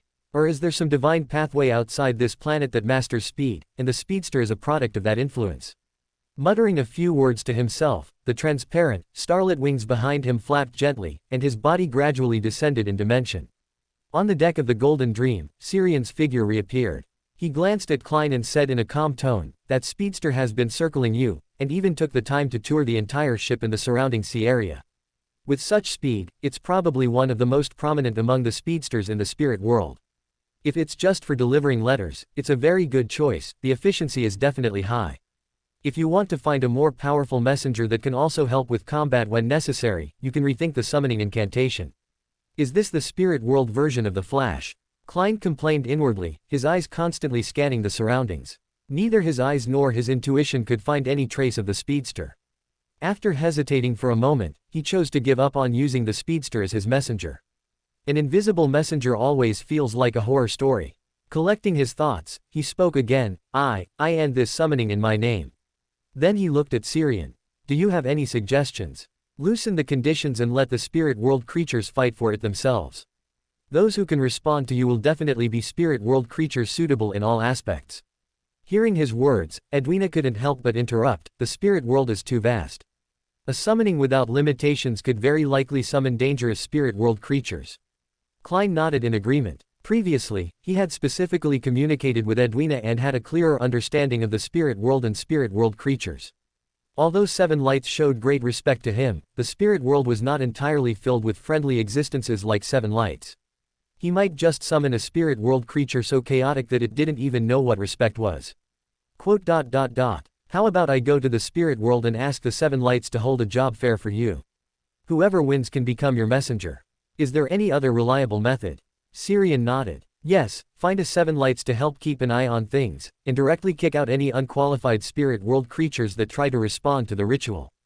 Klein raised his hand to rub his forehead and couldn't help but complain, do I need to perform a spirit channeling ritual first? No need to be so troublesome. Xiang shook his head slightly, stepped back, and his figure disappeared from the deck again. Klein looked at Xiang, who had disappeared again, and raised his hand powerlessly. No, I was just complaining, you're actually doing it. In the spirit world, he looked up at the 7 rays of pure light that seemed to be permanently perched at the highest point.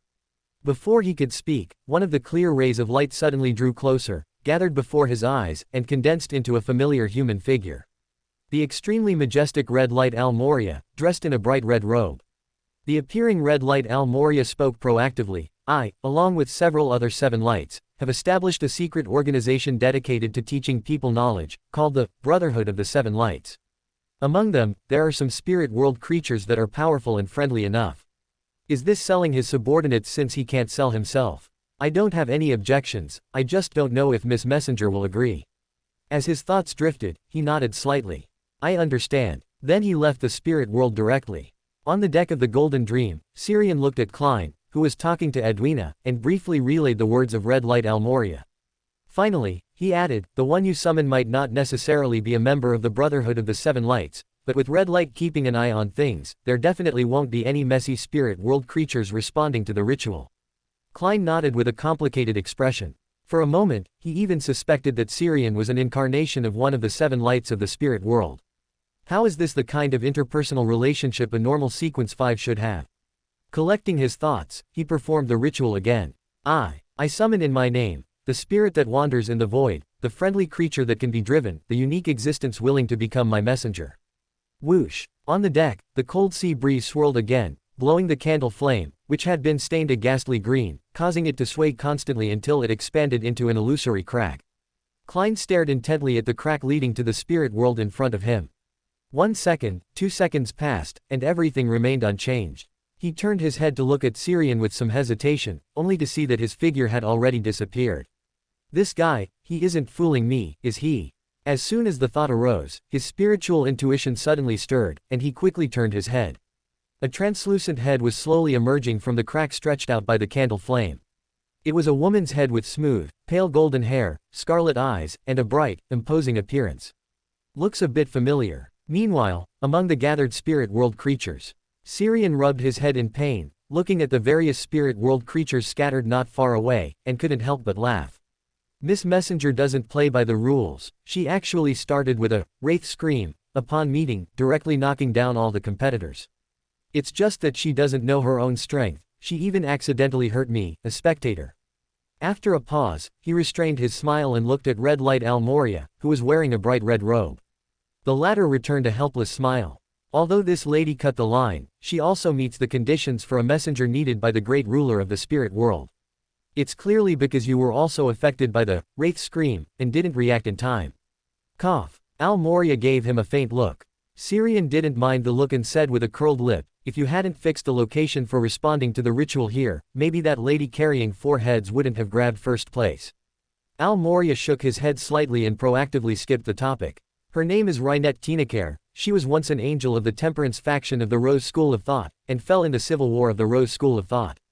But she had made certain preparations in advance, and after falling, she was resurrected in the spirit world in a special state. The incomplete her still possesses an angel's status and can exert power at the demigod level. The Ancient Bane is also skilled in divination and prophecy. She might have foreseen certain opportunities in advance. The return of the great ruler of the spirit world is an opportunity for her. Perhaps she can use this to make her body whole again and complete a true resurrection. I will pass it on for you. Syrian nodded, his gaze wandering among the spirit world creatures who had fallen into anger after being cut in line by Miss Messenger.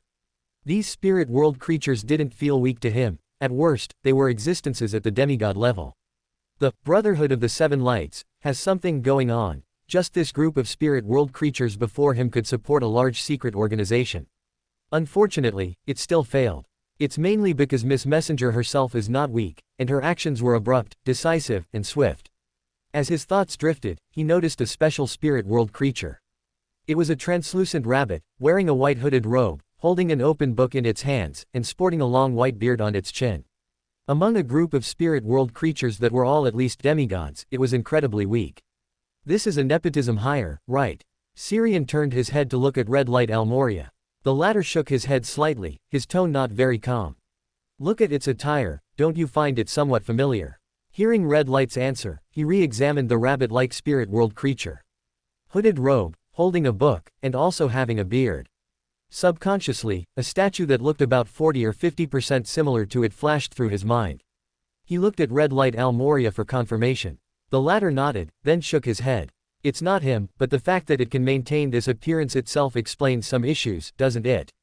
The gentle, knowledge-chasing knowledge rabbit fits the philosophy of the Brotherhood of the Seven Lights very well, and plus, it has personality, so I brought it along too. Syrian looked at the knowledge rabbit again and nodded thoughtfully. Perhaps you want to give the great ruler of the spirit world, who is still returning, some additional connections, or perhaps give that person some additional connections. Judging by their love for spreading knowledge, the Seven Lights of the spirit world and that Dragon of Wisdom probably have a pretty good relationship, maybe they are pen pals. Collecting his thoughts, he took the initiative to approach the knowledge rabbit and asked curiously, you don't seem as angry as them, are you not interested in becoming a messenger? No, I am only interested in knowledge. The knowledge rabbit's voice was somewhat hoarse, carrying a clear childishness, yet it was deliberately trying to sound very old. Xiang was amused and laughed. Why do you want to keep this attire? Because this makes me look very wise. I once entered an ancient ruin that overlapped with the spirit world and saw many statues inside. Among them was an elderly human holding a book. On that statue, I saw what a true scholar should look like. After a pause, it added, ever since I kept this appearance, I feel I've become much smarter than before, and I often find books that have drifted into the spirit world. This must be the favor of wisdom. Quote. Xiang nodded with a complex expression. This is indeed the favor of wisdom. It's just that I don't know what those people from the Church of Knowledge would think if they knew. Would they finally have a unified attire recognized by everyone? Chapter 379 Full Moon and Newcomer. I feel like keeping a rabbit like this would be quite interesting. Just as this thought rose in his heart, his spirituality suddenly trembled, as if warning him that this was not a good idea. Then, what if I introduce this unique knowledge-seeking rabbit to someone else as a messenger? After waiting for 2 seconds, his spirituality had no reaction, so he said to the knowledge-seeking rabbit in front of him, I know someone who collects many books and likes to delve into knowledge. If you are interested, I can introduce you to her. The person you're talking about wouldn't be yourself, would it? The knowledge-seeking rabbit looked at him with some suspicion. Xiang shook his head slightly. Do I look like someone who likes to study knowledge? You look like the kind of student who likes to skip class when the teacher isn't paying attention. The knowledge-seeking rabbit held its book and tilted its head slightly, giving off the impression of a good student looking down on a bad one. 6. I retract my assessment that this rabbit is interesting. After a pause, he pulled the topic back. Do you want to meet that friend of mine? If you become her messenger, not only can you see many books, but you can also ask a knowledgeable scholar questions at any time. The knowledge-seeking rabbit's eyes clearly brightened. Is she really a knowledgeable scholar? Of course, she isn't far from here. I can take you to see for yourself. The robed knowledge-seeking rabbit glanced at Red Light Al Moria, who was standing not far away without participating or interrupting their conversation, and nodded thoughtfully, okay. Xiang curled the corner of his lips. Developing a rabbit cosplaying as the god of knowledge and wisdom into a messenger for a devout believer of the god of knowledge and wisdom was quite interesting. It's a pity that the 7 deities no longer use human forms, otherwise, it would be even more interesting. As his thoughts drifted, he reached out and gently pushed into the void beside him, and a phantom door covered in mysterious patterns and symbols instantly took shape. On the front deck of the Golden Dream, Klein took out the yellowish-brown parchment he had prepared long ago, and he and Miss Messenger, with whom he had just reached an agreement, each signed their names. Then, ghastly green flames ignited on the parchment, turning it into ashes under the gaze of several people. The 4 heads held by Miss Messenger blinked simultaneously, and her figure quickly became illusory and transparent. The next second, her movements stopped abruptly, and the 4 heads looked simultaneously toward the direction of the starboard railing. By the railing, Xiang led the knowledge-seeking rabbit out of the phantom door. Upon seeing Miss Messenger holding 4 heads, the knowledge-seeking rabbit following behind him subconsciously covered its ears. After discovering that there was no screeching sound around it, it moved its hands away quite calmly.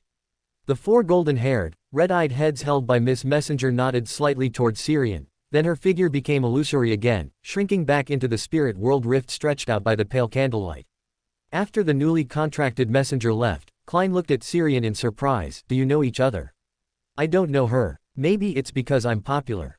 A flash of confusion crossed Xiang's eyes. He was also surprised why Miss Messenger had suddenly stopped and nodded at him. After a pause, he temporarily set the question aside.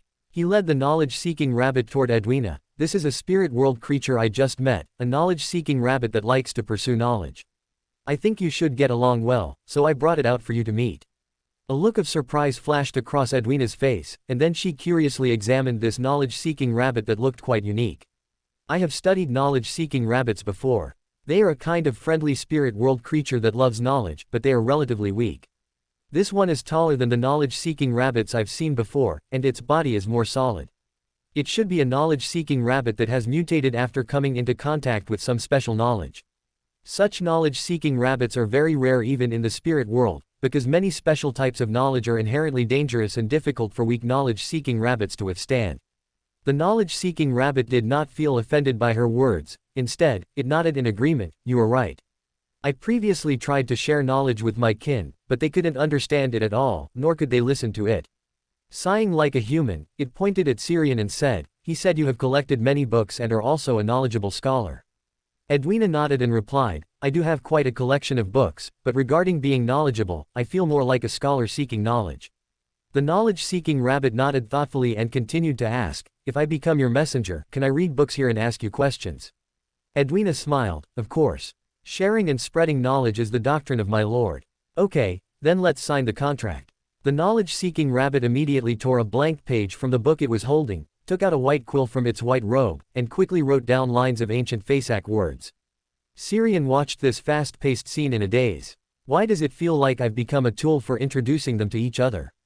Edwina, having unexpectedly gained a messenger, was in a very good mood. She brought the knowledge-seeking rabbit that had just signed a contract with her back to the captain's cabin and opened her collection for it to choose from.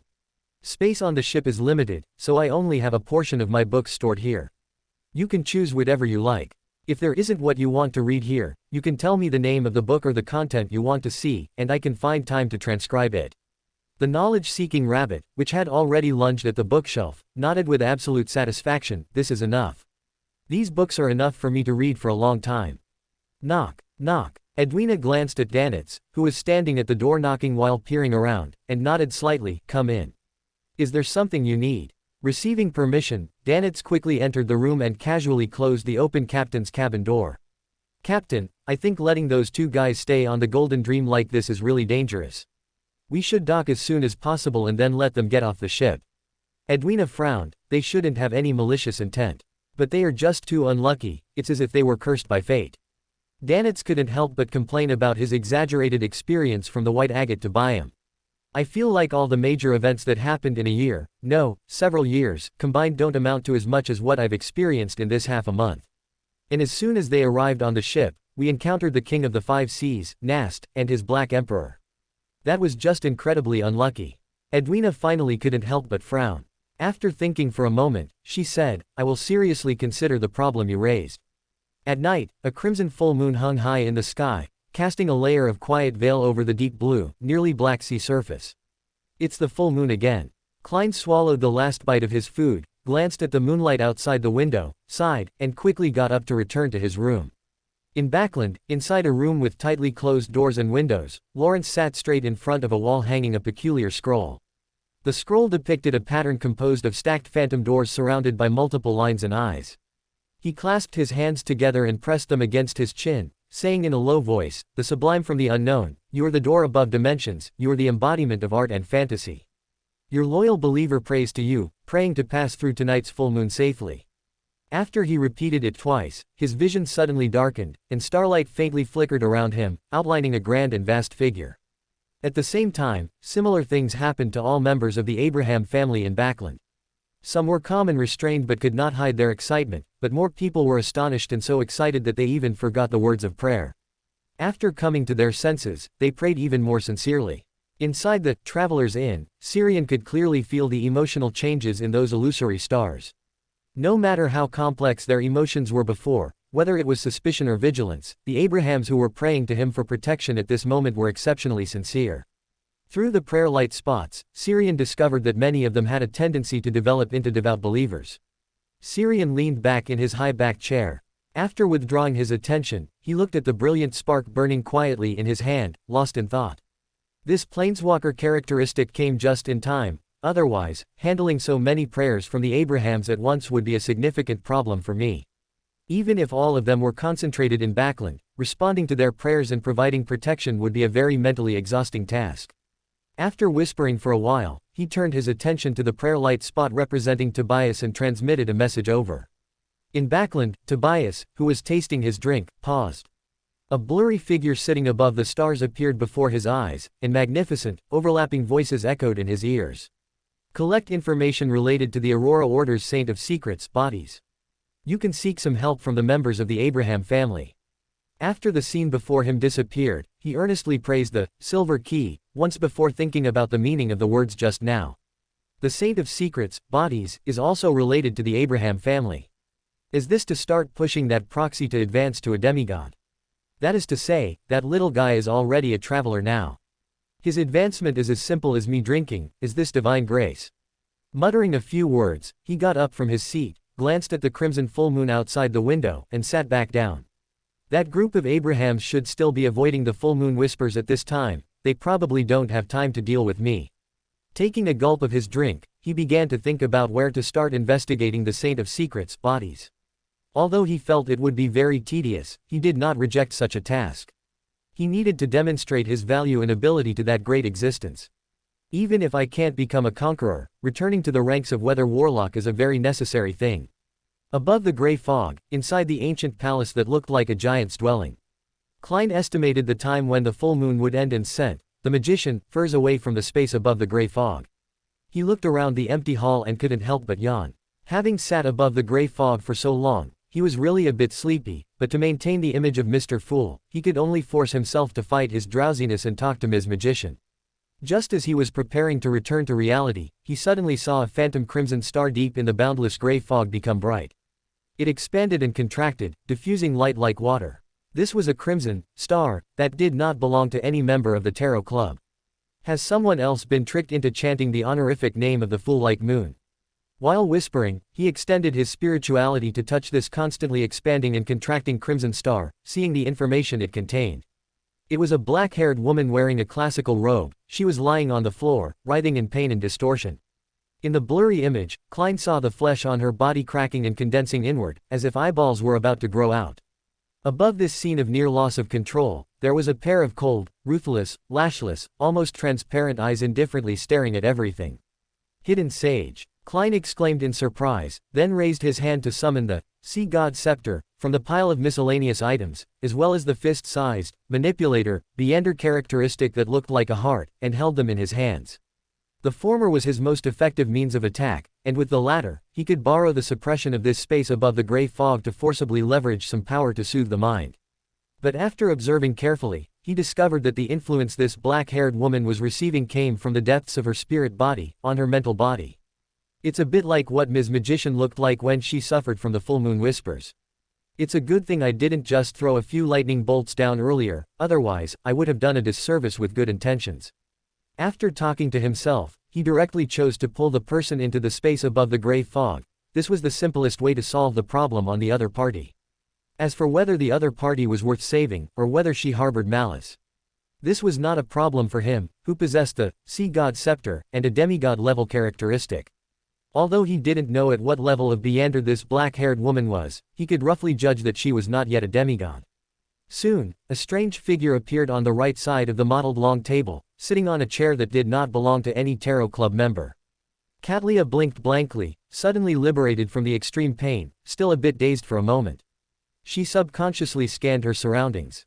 She was in a majestic palace with a towering dome, below which was an endless, boundless gray fog, and at the head of the mottled long table sat a mysterious figure shrouded in gray fog.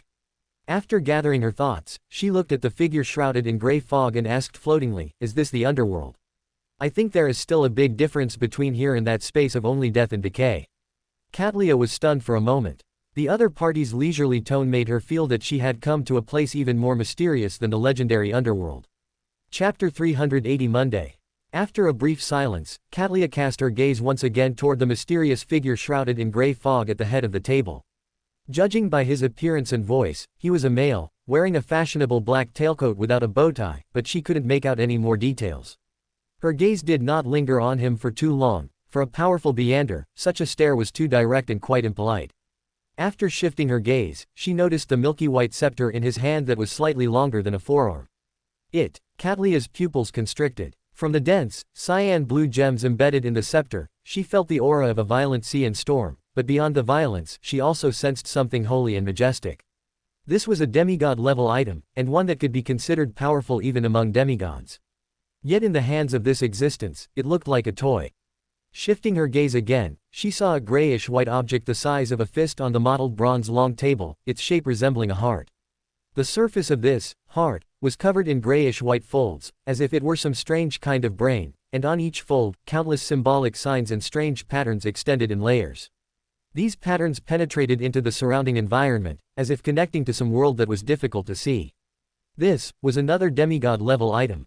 No. After collecting her thoughts, she asked cautiously and seriously, "How should I address you?" Klein leaned back and said very skillfully, "You may call me Mr. the Fool." In the morning, Syrian sat leaning against the ship's railing, chatting with a few pirates on the Golden Dream. Suddenly, his spirituality was touched, and he reached out to catch a piece of letter paper that had appeared before him. He didn't care that there were other people around and directly unfolded the folded letter in his hand. It was a letter from Bernadette, with only a simple line of words. I have a premonition that Catlia's destiny has changed, she might cross paths with you in the future. Catlia's destiny has changed, she wasn't pulled above the gray fog by Klein. No, it must be that she was pulled by Klein to above the gray fog, where even destiny is isolated, which is why Bernadette sensed that her destiny had changed. To be able to notice it immediately and even write me a letter, she really cares about Catlia. But what does she mean by this? Does she want me to babysit for her? Or does she want to know the specific situation of Catlia from me? Could she not have written a few more sentences? Grumbling a few words in his heart, he gently rubbed his fingers, ignited the letter, and the ashes flew into the wind. Then he looked at Joderson and the others, who had suddenly become quiet and were shifting their eyes around. What kind of expressions are those? Orpheus, who had become familiar with him because of recording Beander abilities, coughed and said, Ahem, do you know any other spirit world creatures willing to act as messengers? It would be best if it were imposing, handsome, and powerful, the kind that makes people's eyes light up when they see it. I know the spirit world pure light. Did they count? Syrian said irritably. Orpheus thought for a moment and nodded. If you can persuade them, I wouldn't be unable to accept that. I can persuade them to leave your corpse intact. Forget it then. My greatest goal hasn't been completed yet, and I don't want to say goodbye to this wonderful world. Orpheus's mouth twitched, and then seeing the cold-faced Gehrman Sparrow approaching, he and the other pirates found an excuse and left in a hurry. Ever since the news of Gehrman Sparrow wearing creeping hunger was spread by Danitz on the ship, the people on board began to avoid him. Rumors spread like this. Danitz only said that Gehrman Sparrow had creeping hunger, but didn't say that the current creeping hunger didn't need to eat people as long as it wasn't used. Pausing, he looked at the approaching Klein and asked casually, don't you plan to settle the score with Danitz for ruining your reputation? Klein shook his head slightly and then brought up another topic. Vice Admiral Iceberg intends to cooperate with me to provide material aid to the local resistance in the Rorstad archipelago. She must have guessed that Thesia God, who is currently responding to believers, is related to the secret organization behind us. This must be the will of Lindbergh, the will of the Church of Knowledge. They are already hostile to the Church of Storms, so it is reasonable to aid Thesia God at this time. She just asked for my opinion, and I suggested letting Danitz be the person in charge. Syrian gave him a thumbs up. Oh no, lucky Danitz, he was going further and further down the path of being Gehrman Sparrow's tool. Klein ignored his gesture and asked seriously, what do you think about this matter? A good thing. Without Faceax's aid, the resistance in the Rorstad archipelago is a joke. But now the Church of Knowledge has taken the initiative to fill this gap. That's what I think too. Klein nodded seriously. As Thesia God, I can only give them some spiritual support, at most respond to rituals, help them create some charms, and eliminate the shipwrecks they encounter. I cannot solve many practical problems, especially the suppression from the Church of Storms and the Loan military. After chatting for a while, Klein suddenly shifted the topic to him. Your purpose for coming here should have been achieved. Why don't you look like you're in any hurry to leave the Golden Dream now? I am traveling. Syrian replied seriously. According to my understanding, traveling is not just about visiting, but also understanding and integrating. Klein nodded thoughtfully. The acting of a traveler is quite dashing, walking and stopping everywhere. The only thing to consider is whether one's wallet is thick enough. Not only is it much simpler than a faceless, but it's also not as evil as replacing others. Letting his thoughts wander for a moment, he suddenly asked, do you know that one of the pirate admirals, the Admiral of Stars? Catlia. Syrian gave him a surprised look, then said, rumor has it that she came from the Dawn, left because she broke with the Queen Mystic, then joined the Moses Ascetic Order, and became the Admiral of Stars who leads the Stars pirate ship. But no one knows if she really broke with the Queen Mystic. Klein rubbed his temples with a headache. If he remembered correctly, that Queen Mystic was already a Sequence 2 angel. A pirate admiral with an angel as a backer, he didn't know if letting her join the Tarot Club was the right choice. This is more troublesome than the Sanguine's moon. After all, on the surface, only one Marquis from the Sanguine is paying attention to this matter. As for the possibility that the Admiral of Stars really broke with the Queen Mystic, he didn't consider it at all. If there was a real break, Syrian wouldn't have specifically mentioned it just now. On Monday afternoon, Syrian estimated the time and lay down on the bed for a nap.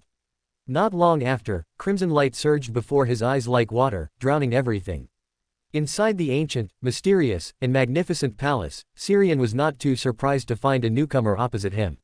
She was wearing a classical warlock robe embroidered with many symbols, her hair was dark, her eyes were slightly purple, and while her appearance was unclear, one could see from the blurry outline that she was a beautiful lady.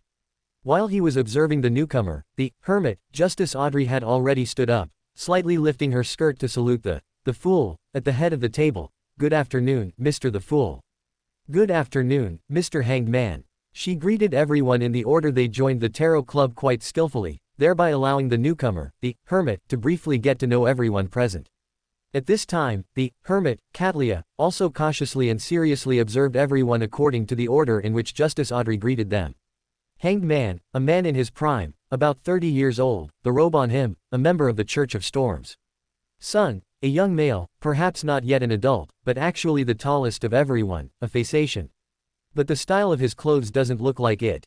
Fortune. When she saw Xiang, the purple in her eyes flowed slowly and imperceptibly, then slightly stalled, and then she lowered her head in extreme disarray. Her eyes felt as if they had been pierced by sharp, thin thorns, and warm liquid seeped from the corners of her eyes. Xiang raised his eyebrows slightly, silently raising the lethality of his existence against mystery prior in his heart. Theoretically, the secret's eye of a mystery prior should not be able to penetrate the concealment of the gray fog. Did Klein temporarily remove the concealment on me just now? It shouldn't be, otherwise I would have been able to feel it. So, was it some of my traits that were triggered by the secret's eye, partially penetrating the concealment of the gray fog and manifesting in Liao's eyes? However, because of the barrier of the gray fog, very little could actually be glimpsed, so the hermit didn't suffer too serious an injury. At the same time, others also noticed the newcomer's sudden, large movement and the pain on her face, and they all revealed puzzled looks. The fool, Klein at the head of the table looked at Xiang suspiciously. Others might not have paid much attention, but he had witnessed the whole process and knew that the hermit had suffered some kind of backlash after observing destiny. "This is my territory is the fool. Can you people who are up to little tricks please restrain yourselves?" Klein once again felt doubtful about his decision to pull the Admiral of Stars, Liao, into the tarot club. Immediately, while everyone's attention was on the hermit, he summoned the manipulator, Meander characteristic from the pile of debris, hid it in the gray fog, and tapped the edge of the table with his finger. A tapping sound rang out, as if a spring of clear water had gently stroked her soul, and the pain on Liao's face gradually disappeared. While everyone was still pondering what had happened, they heard Mr. the Fool's indifferent voice, only this once. Regaining her composure, Liao turned to the side and thanked Mr. the Fool at the head of the table seriously. "I understand. Thank you for your help, respected Mr. the Fool." Pausing for a moment, she added, "My eyes are an innate ability of the mystery prior pathway. It can see things around that normally cannot be seen, perceive existences hidden behind things, and it cannot be turned off. Most of the time, I rely on mystical items to seal it to ensure that I don't see things I shouldn't see or hear things I shouldn't hear." While speaking, her gaze subconsciously wanted to glance at Fortune opposite her, but she restrained it in time. Restraining one's intense curiosity is the first rule of survival for a mystery prior.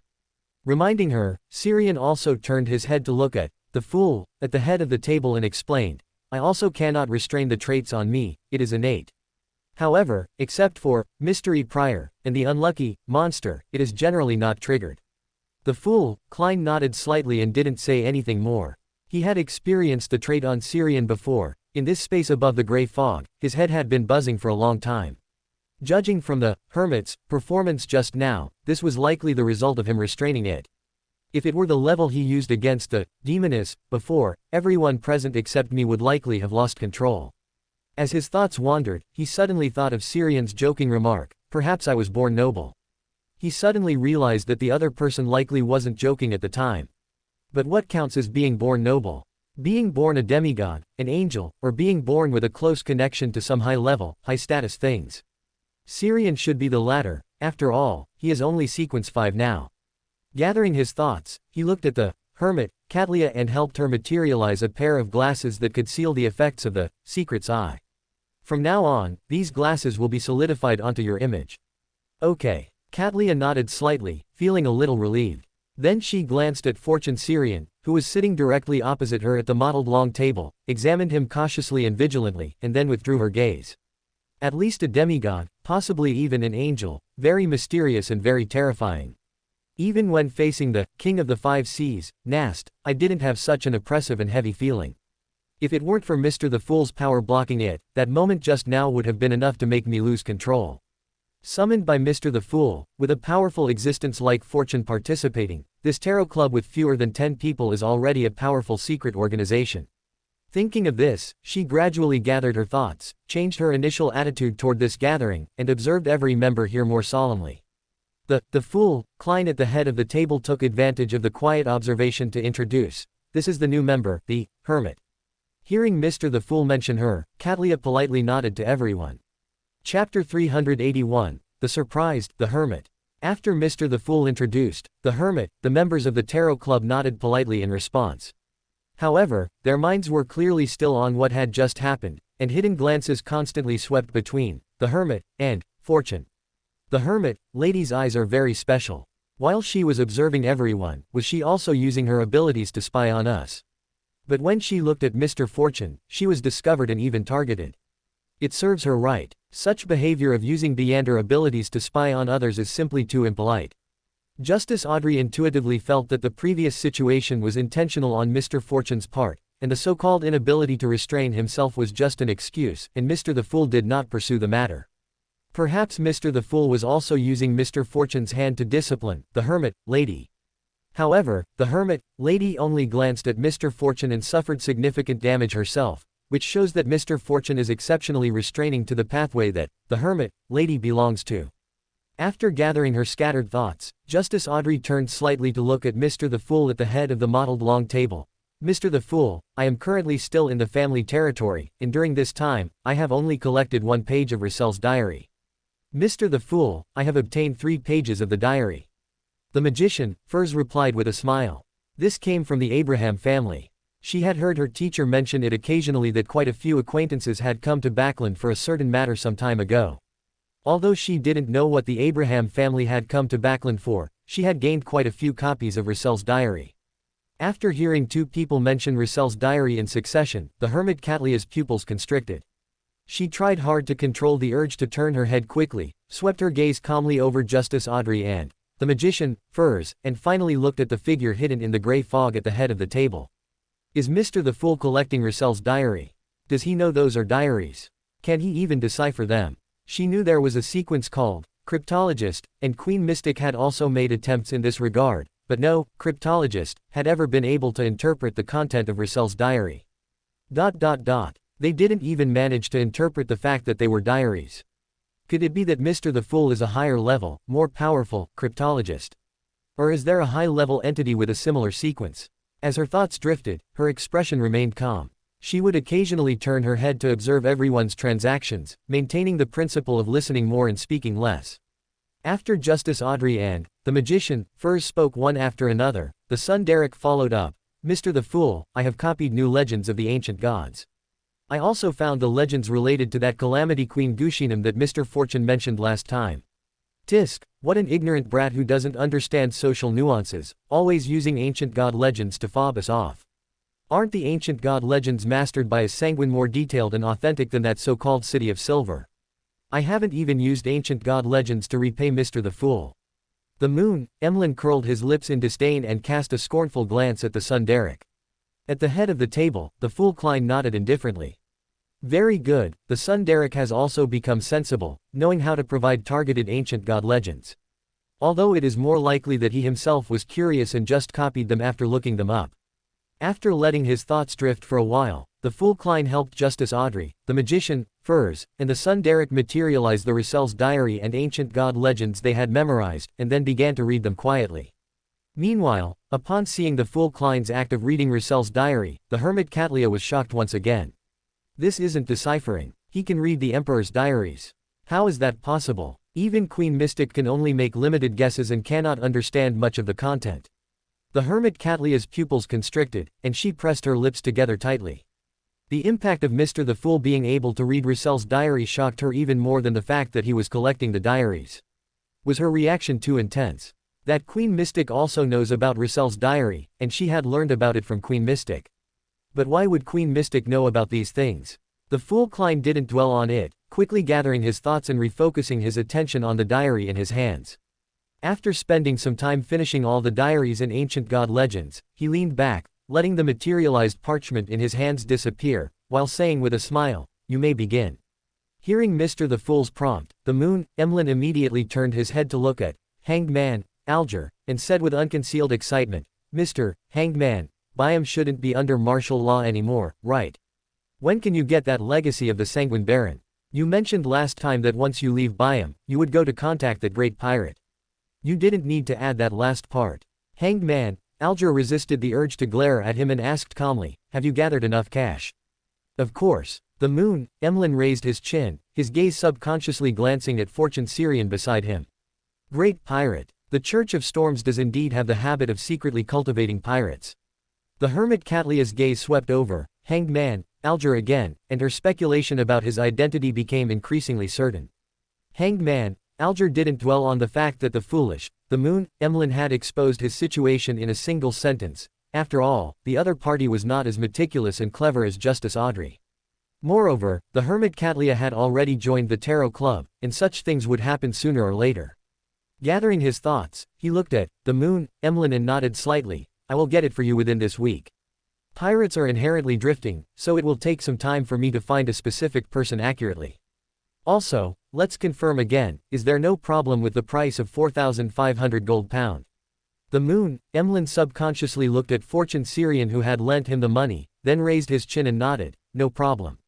At worst, after I become a baron, I will concoct more potions to pay off the debt. Anyway, I can use the herbs collected by Father Utravsky in the Harvest Church as I please." Quote. Noticing the Moon, Emlyn's gaze and that slight chin-raising gesture, Fortune Syrian felt deeply speechless. "Stupid and rich, actually, not that rich. You have to pay back the money you borrowed from me, and you didn't even bargain." Seeing the transaction between Hanged Man, Alger and the Moon, Emlyn concluded, Justice Audrey suddenly had an impulse to shop, but after thinking it over, she realized she didn't have anything she needed to buy for the time being. The potion formula for the next sequence can be obtained from the psychology alchemists, and that mystical item provided by Mr. Fortune is powerful enough to last me for a long time. After pondering for a while, she turned her head to look at the world at the end of the table. "Mr. The World, have you successfully obtained the Beander characteristic left behind by the psychiatrist you mentioned before?" "Psychiatrist. I haven't encountered a pirate who can replace this soul for the time being, but with that demigod level, spectator, pathway characteristic, there's really no need to keep it. Moreover, the Beander abilities of the psychiatrist overlap in effect with the interrogator." After thinking for a moment, the fool Klein controlled the alt the world and replied, "If you really want it, I will give it to you as soon as possible. The price is 1,800 gold pound." "Okay." Justice Audrey agreed without any hesitation. Her financial crisis had passed, so there was no need to bargain for this kind of transaction with little premium. Hanged Man, Alger turned his body halfway to look at the magician, Furs and asked in a deep voice, "Do you still need the blood crystal of the lava octopus?" "Yes." The magician, Furs nodded immediately, then asked hesitantly, "How much?" Hanged Man, Alger thought for a moment and gave a price that the other party could accept and that he could profit from. 800 gold pound, but you need to pay me an additional 100 gold pound service fee." The magician, Furs quickly calculated her current savings in her heart, and finally sadly discovered that she didn't need to calculate at all, because it definitely didn't exceed 500 gold pound.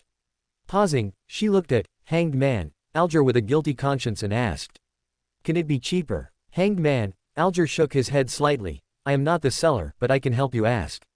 You'd better give me a definite answer within 2 days, because after that, I will head to the next place to find that great pirate and trade for the barren legacy that the Moon, Emlyn needs."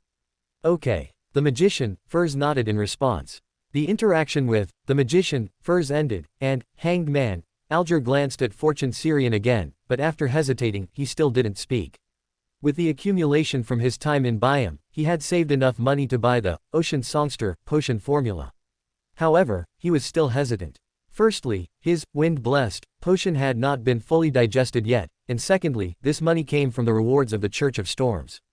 If such a large sum disappeared suddenly, it would definitely be discovered by people with ulterior motives. The Church of Storms did not have much trust in their members who were undercover pirates, always worrying that they would truly become pirates if they stayed as pirates for too long.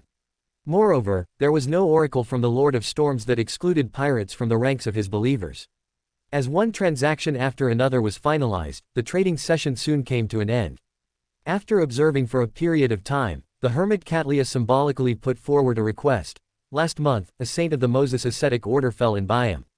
I want to know the true reason for his fall. I need to judge the specific reward based on the specific value of the information. This was a task issued by the Moses ascetic order before, but she had never paid attention to it.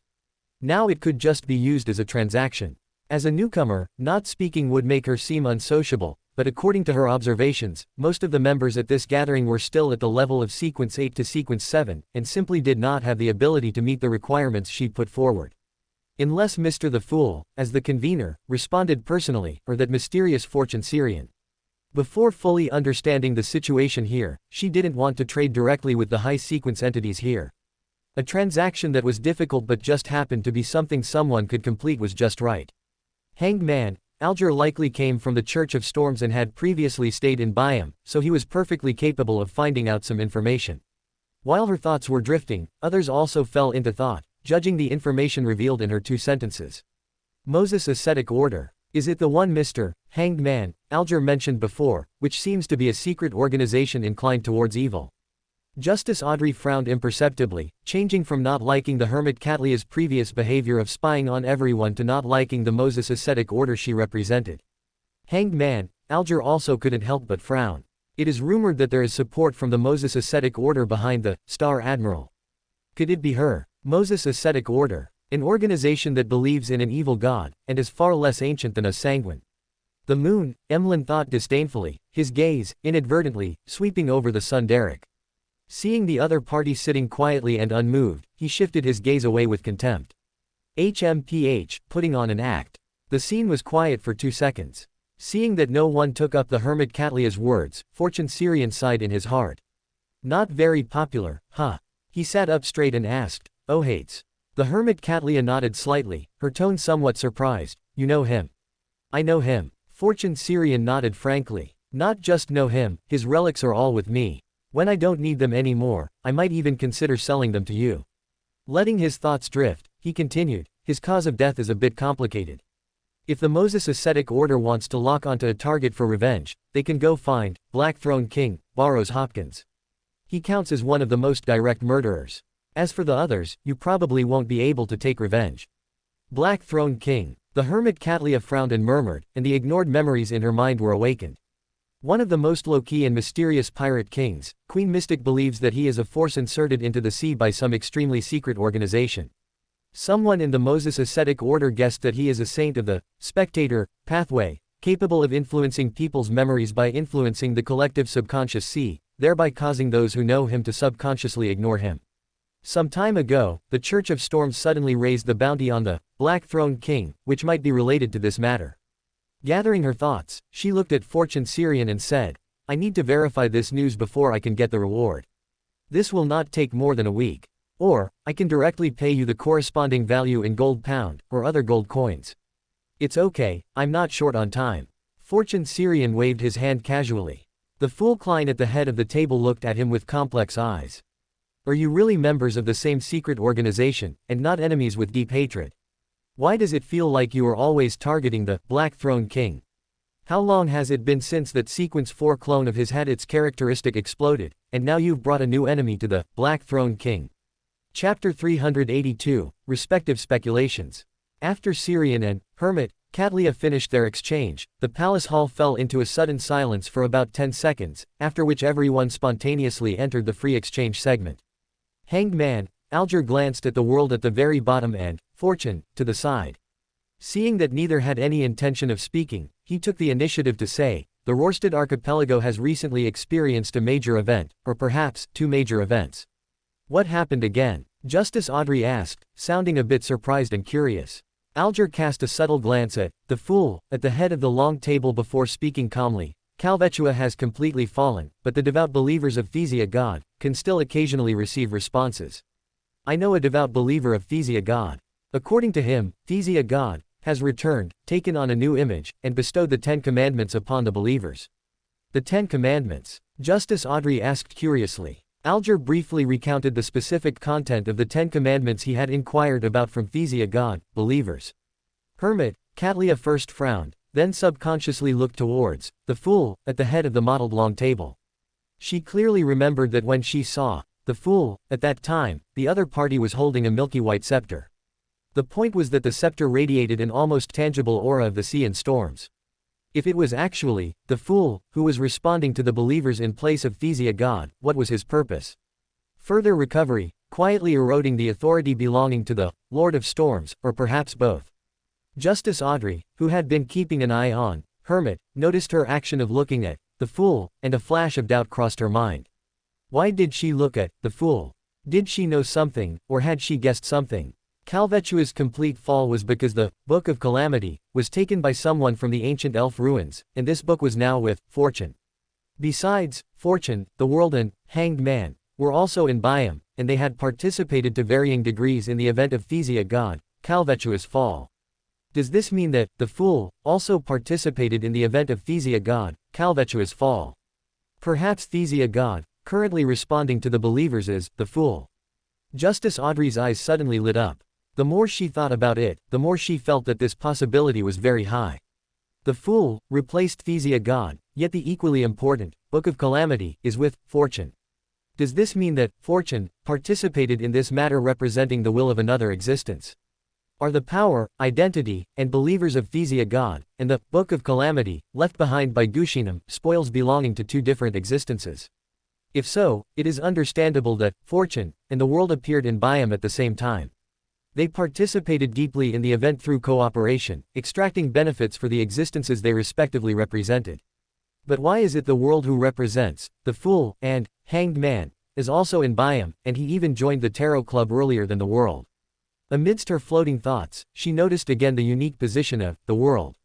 In tarot cards, the fool is the first card, the beginning of everything, while the world is the last card, the conclusion of everything.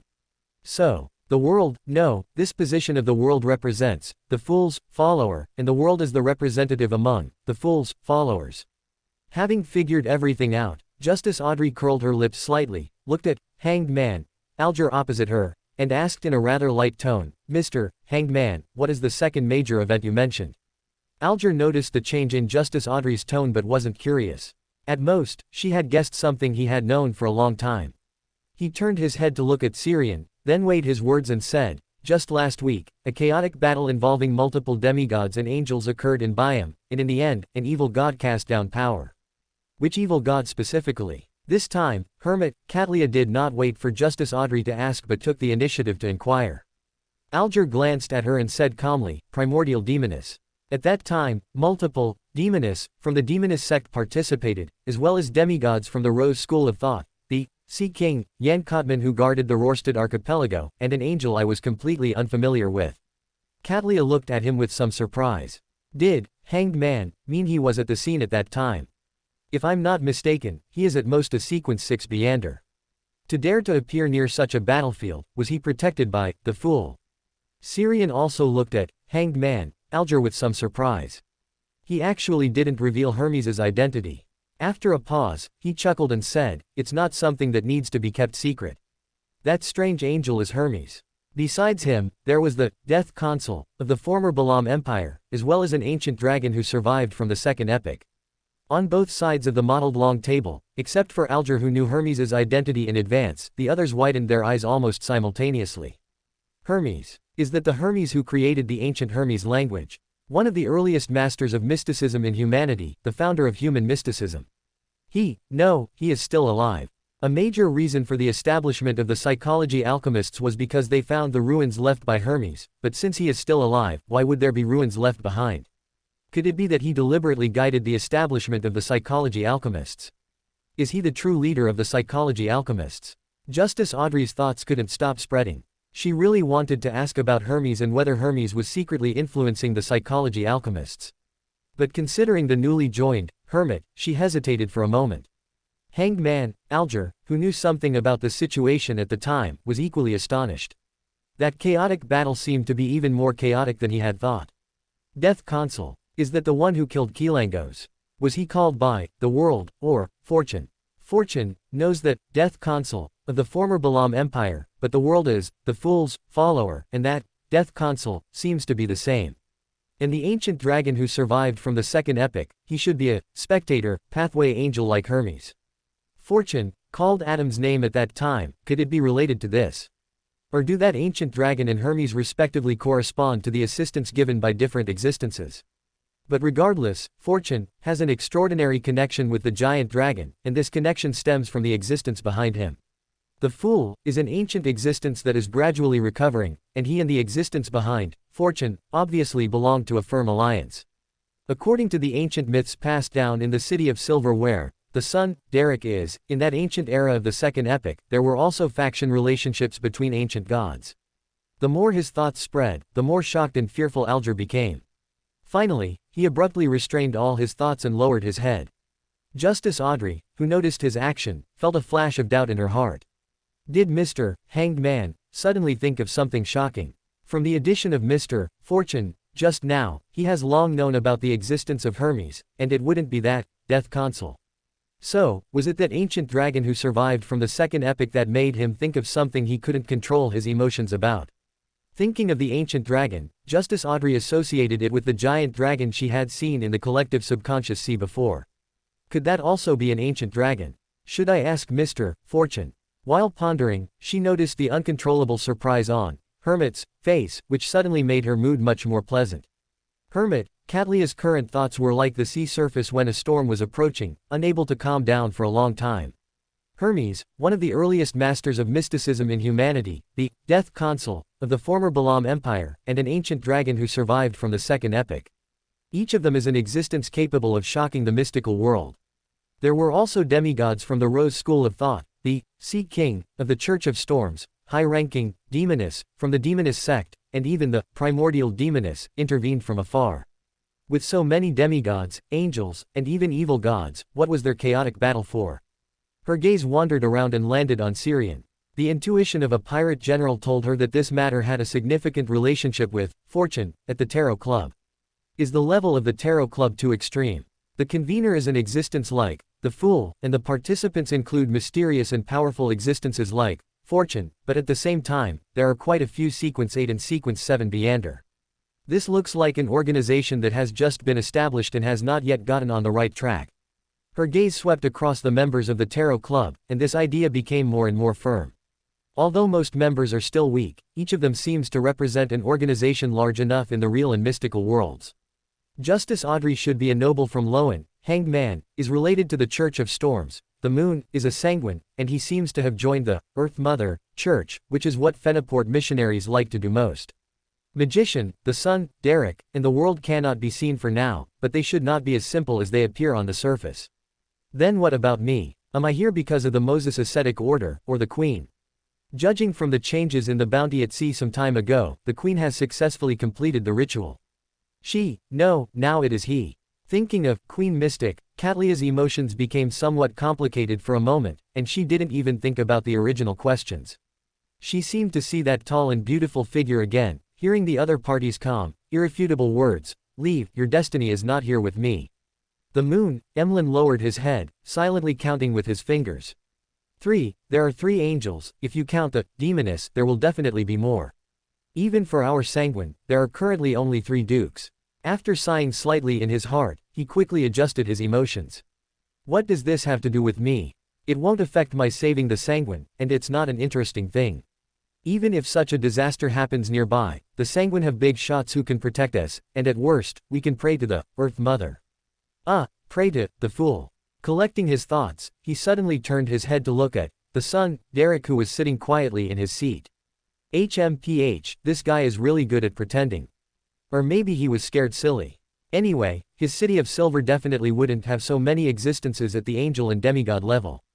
After a brief silence as everyone's thoughts drifted, Magician, Furs suddenly looked at Hanged Man, Alger and asked thoughtfully, "Mr. Hanged Man, is Byam still there?" Previously, a demigod level, demoness, could create the Backland smog incident. Now that so many demigods and angels appeared in Byam at once, she reasonably suspected that the city of Byam had been erased from the map by them. Alger nodded. Byam has not suffered too much substantial damage, only 2 streets were destroyed. This should be the result of the Sea King's protection and the restraint of those demigods and angels. Byam has a very important significance for the maritime diocese of the Church of Storms. If someone causes large-scale destruction, the Lord of Storms is very likely to directly descend with divine punishment. After a slight pause, he added, the official forces in Byam have been very tense recently, which is not suitable for adventurers and pirates to appear. Speaking of this, his gaze lingered on Hermit, the world, and fortune, for a moment, then he fell silent. Justice Audrey looked around, and after a brief struggle, she still said, I have been tracking the traces of a mind dragon recently.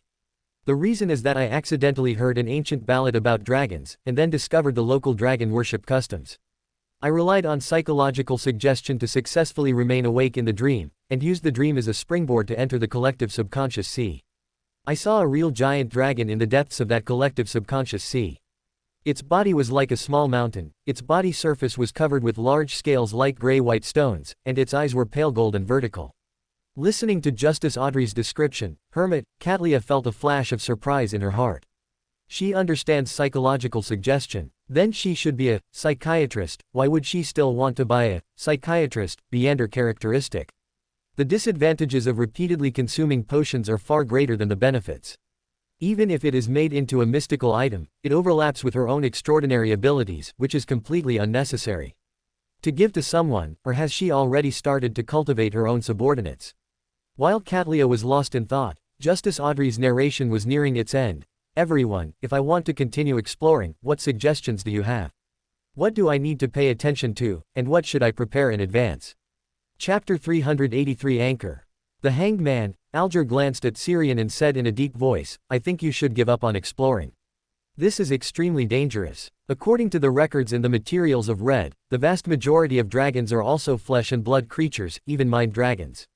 Being able to survive and even roam within the so-called sea of collective subconsciousness shows that the dragon you saw possesses a sufficiently high sequence. It is very likely a demigod. The hermit Katlia also nodded in agreement. The Hanged Man is right. To be able to appear in the sea of collective subconsciousness, the target is at least an adult mind dragon, which corresponds to sequence 5 of the spectator pathway. However, to truly roam freely in the sea of collective subconsciousness, one must be at least a demigod. Furthermore, aside from the dragon you saw, the sea of collective subconsciousness itself is dangerous enough.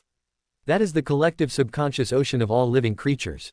The lingering malicious thoughts, various desires, and terrifying memories deposited there come not only from humans, but also from evil spirits, evil gods, and even certain terrifying existences. They are just like the storms, reefs, and whirlpools at sea. If one isn't careful, they will devour any ship sailing nearby. The warnings from the Hanged Man, Alger and the hermit Katlia left the full of anticipation Audrey feeling somewhat disappointed, but she had to admit that what they said made a lot of sense and was very sincere. It's fine, Audrey. Sequence 5 isn't difficult, as long as that dragon hasn't left before then. Audrey, who was comforting herself in her heart with a monologue, cast her gaze toward Syrian, curious about what kind of advice this equally knowledgeable member of the Tarot Club would give her.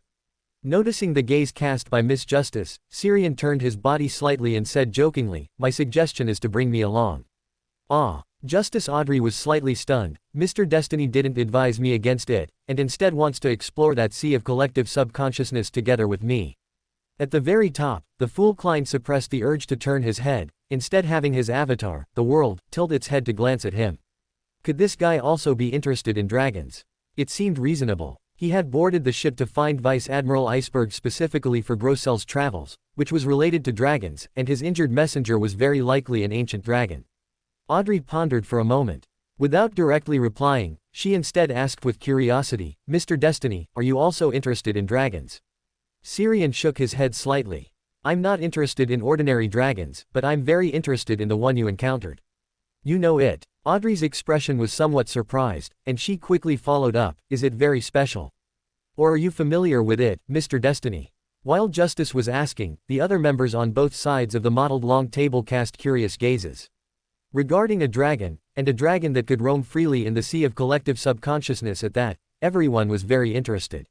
It should be him, one of the only 3 surviving ancient dragons currently. The local dragon worship customs you mentioned earlier are a common method used by dragons to acquire anchors.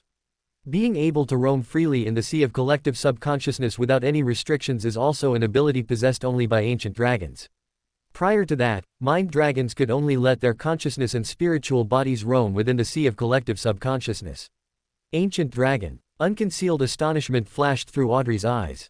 According to what Mr. Destiny had mentioned before, ancient dragons were already existences at the angel level. I saw an angel deep within the sea of collective subconsciousness, and it was even a dragon, yet I returned safely in the end. Goddess, no, protected by Mr. Fool. Anchor. The hanged man, Alger lowered his brows slightly and repeated the word in a low voice. Intuition told him that the word casually mentioned by Destiny was very important. This might be a true secret belonging to the angel level. He turned his head to look at Syrian, and after a brief hesitation, he raised his own question. What does the anchor you mentioned refer to? On the other side of the mottled long table, the hermit Catlia turned her head slightly. She cared about this question just as much, but unlike the hanged man, she had a certain level of understanding and speculation regarding anchors. Syrian raised an eyebrow and said, this should be considered paid knowledge. Do you want to know? Alger fell into thought. Catlia on the other side spoke up first, asking, what kind of price needs to be paid? Gold pounds, a mystical item, or knowledge of comparable value? Syrian thought for a moment and replied, I don't lack mystical items. 500 gold pounds or knowledge of equivalent value will do. 500 gold pounds. The magician, Furs and the Moon Emmeline, who had originally been very curious about this topic, instantly lost their initial thoughts. The son Derek raised his hand and said, can I use the myths and stories of the City of Silver as an exchange? Syrian nodded. Yes. You also have a second choice, find an opportunity to help me hold a ritual. I want to try and see if I can locate your side. Locate your side. After a brief thought, Derek nodded heavily.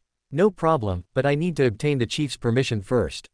Very well. Syrian nodded. Soon, the others also gave their feedback.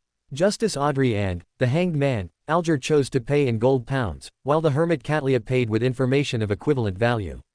The world, the magician, and the moon maintained their silence. Subsequently, Syrian applied to the fool at the very top, who intended to openly eavesdrop, for a private conversation among a group of people. Ignoring the gaze cast by Syrian, the fool Klein tapped his finger lightly against the edge of the table and said indifferently, you may begin. Syrian swept his gaze across the group quickly, then organized his words and said, after a Beander enters high sequences, the corruption stemming from Beander characteristics becomes increasingly severe. At that time, they need an anchor to maintain their humanity and self. However, it must be noted that an anchor is not a tool to help maintain humanity. In fact, the anchor itself is also a form of corruption.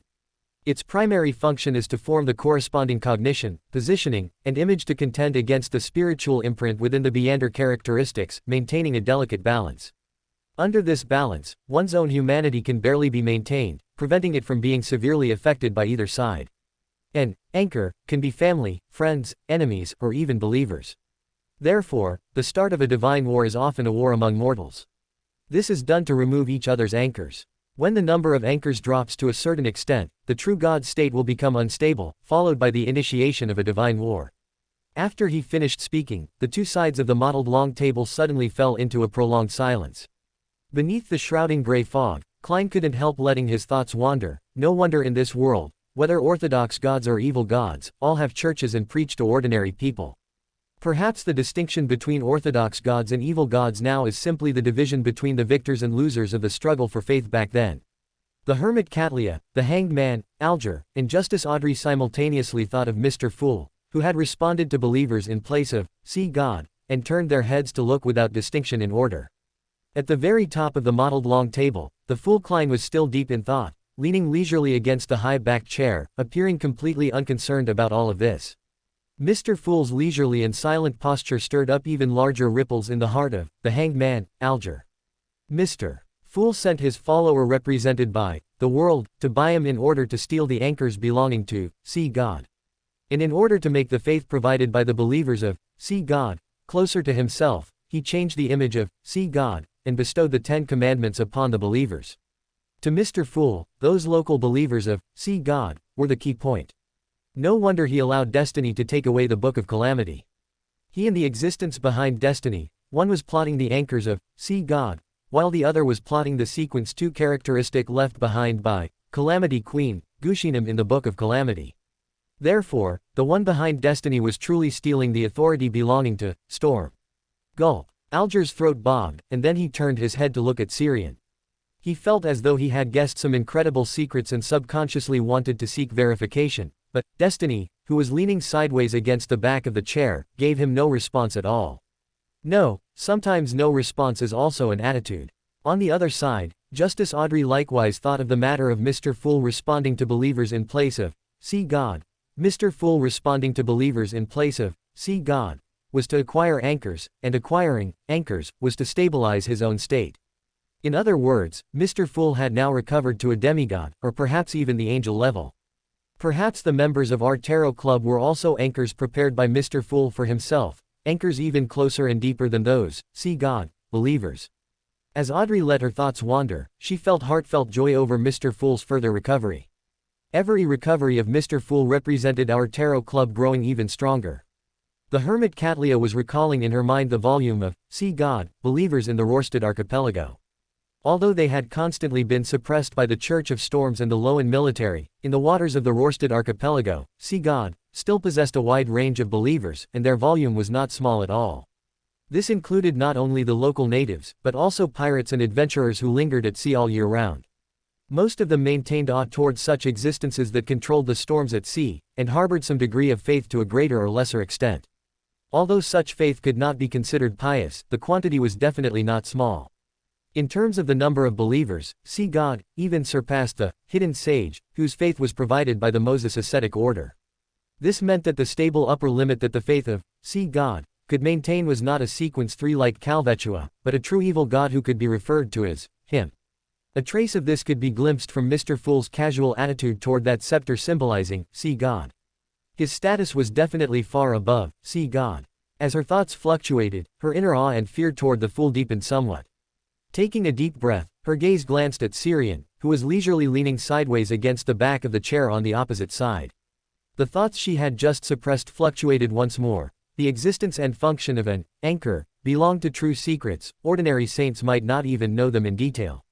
Destiny also knew a great deal about ancient dragons, and could deduce from Miss Justice's fragmented descriptions alone that the other party had encountered one of the only 3 surviving ancient dragons in the sea of collective subconsciousness. Perhaps even more than that, it was very likely he had even locked onto the identity of that ancient dragon. Ancient dragons had also appeared in the Biome incident previously mentioned by the Hanged Man, and Destiny seemed to be extremely knowledgeable about the whole affair, like an eyewitness to it.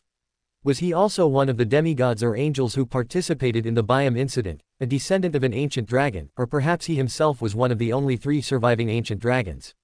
As this conjecture just flashed through her mind, Katlia hurriedly reined in her thoughts, no longer pondering this question.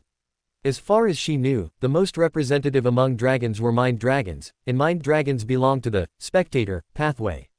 The characteristic of this pathway was sharp observation.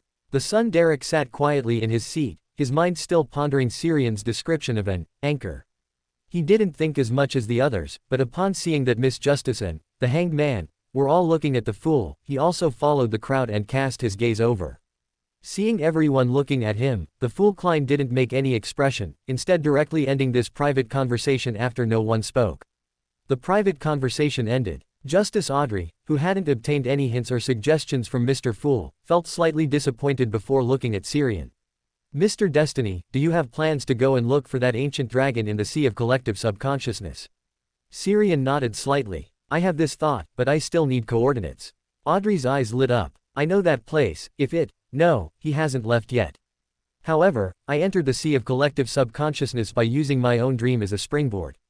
Currently, I do not have the ability to bring others in with me.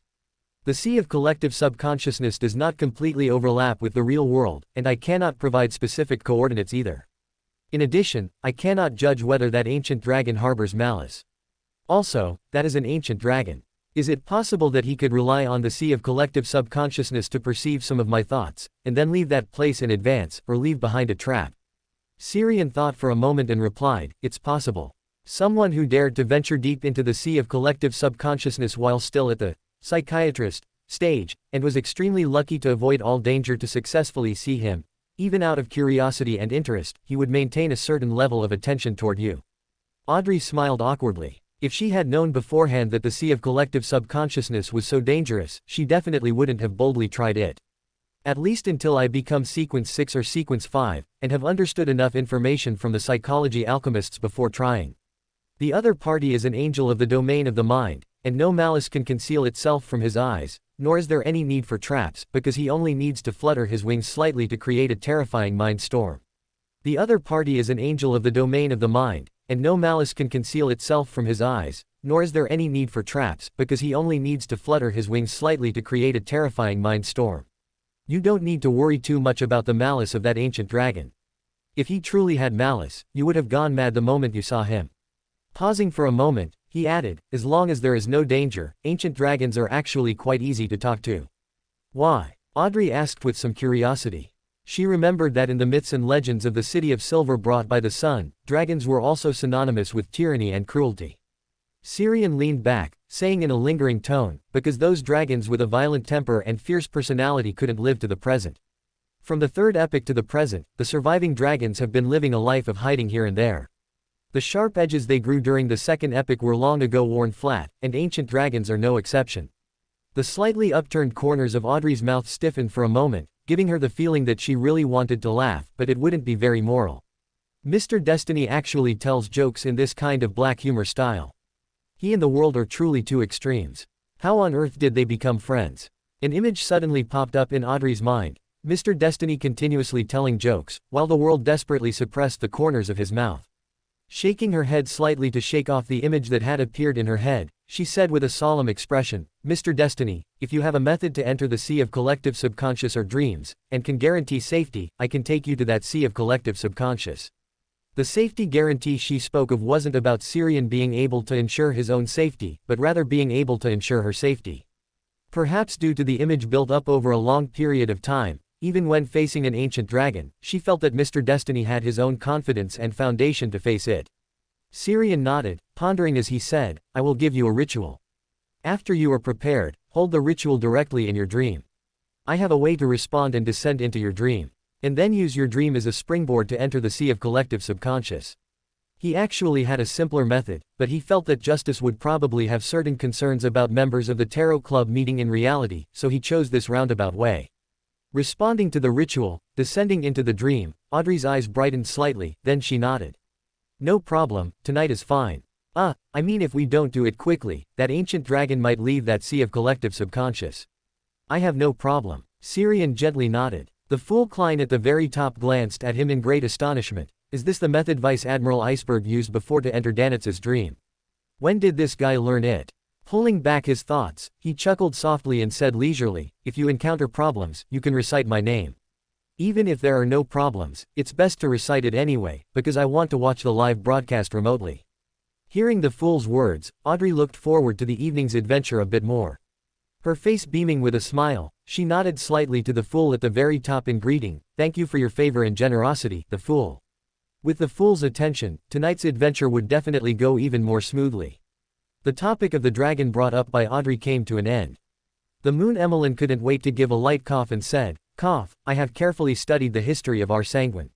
Speaking up to this point, he suddenly paused, slightly raising his chin, and cast his gaze toward the sun Derek. In the history of the sanguine, there is no city of silver at all. There was only a silver country that believing in the giant Queen Umbella before the cataclysm. After another period of communication among everyone, today's Tarot Club drew to a close. The fool Klein, seated at the very top, smiled slightly and said, everyone, see you next week. Following your will. Justice Audrey was still the first to stand up, with the others standing up and saluting a step slower. Then, strands of crimson and illusory light rose up, dissolving everyone's figures before they vanished. In the cabin of the Golden Dream, Syrian, who was lying on the bed as if fast asleep, suddenly opened his eyes. He glanced at the wall clock, and then transmitted his modified spirit descent ritual through the full Klein to Justice Audrey and the son Derek in the manner of prayer. In the City of Silver, Derek, who had just ended today's Tarot Club and was organizing his thoughts, suddenly had his vision blur before seeing a thick, silently surging gray fog.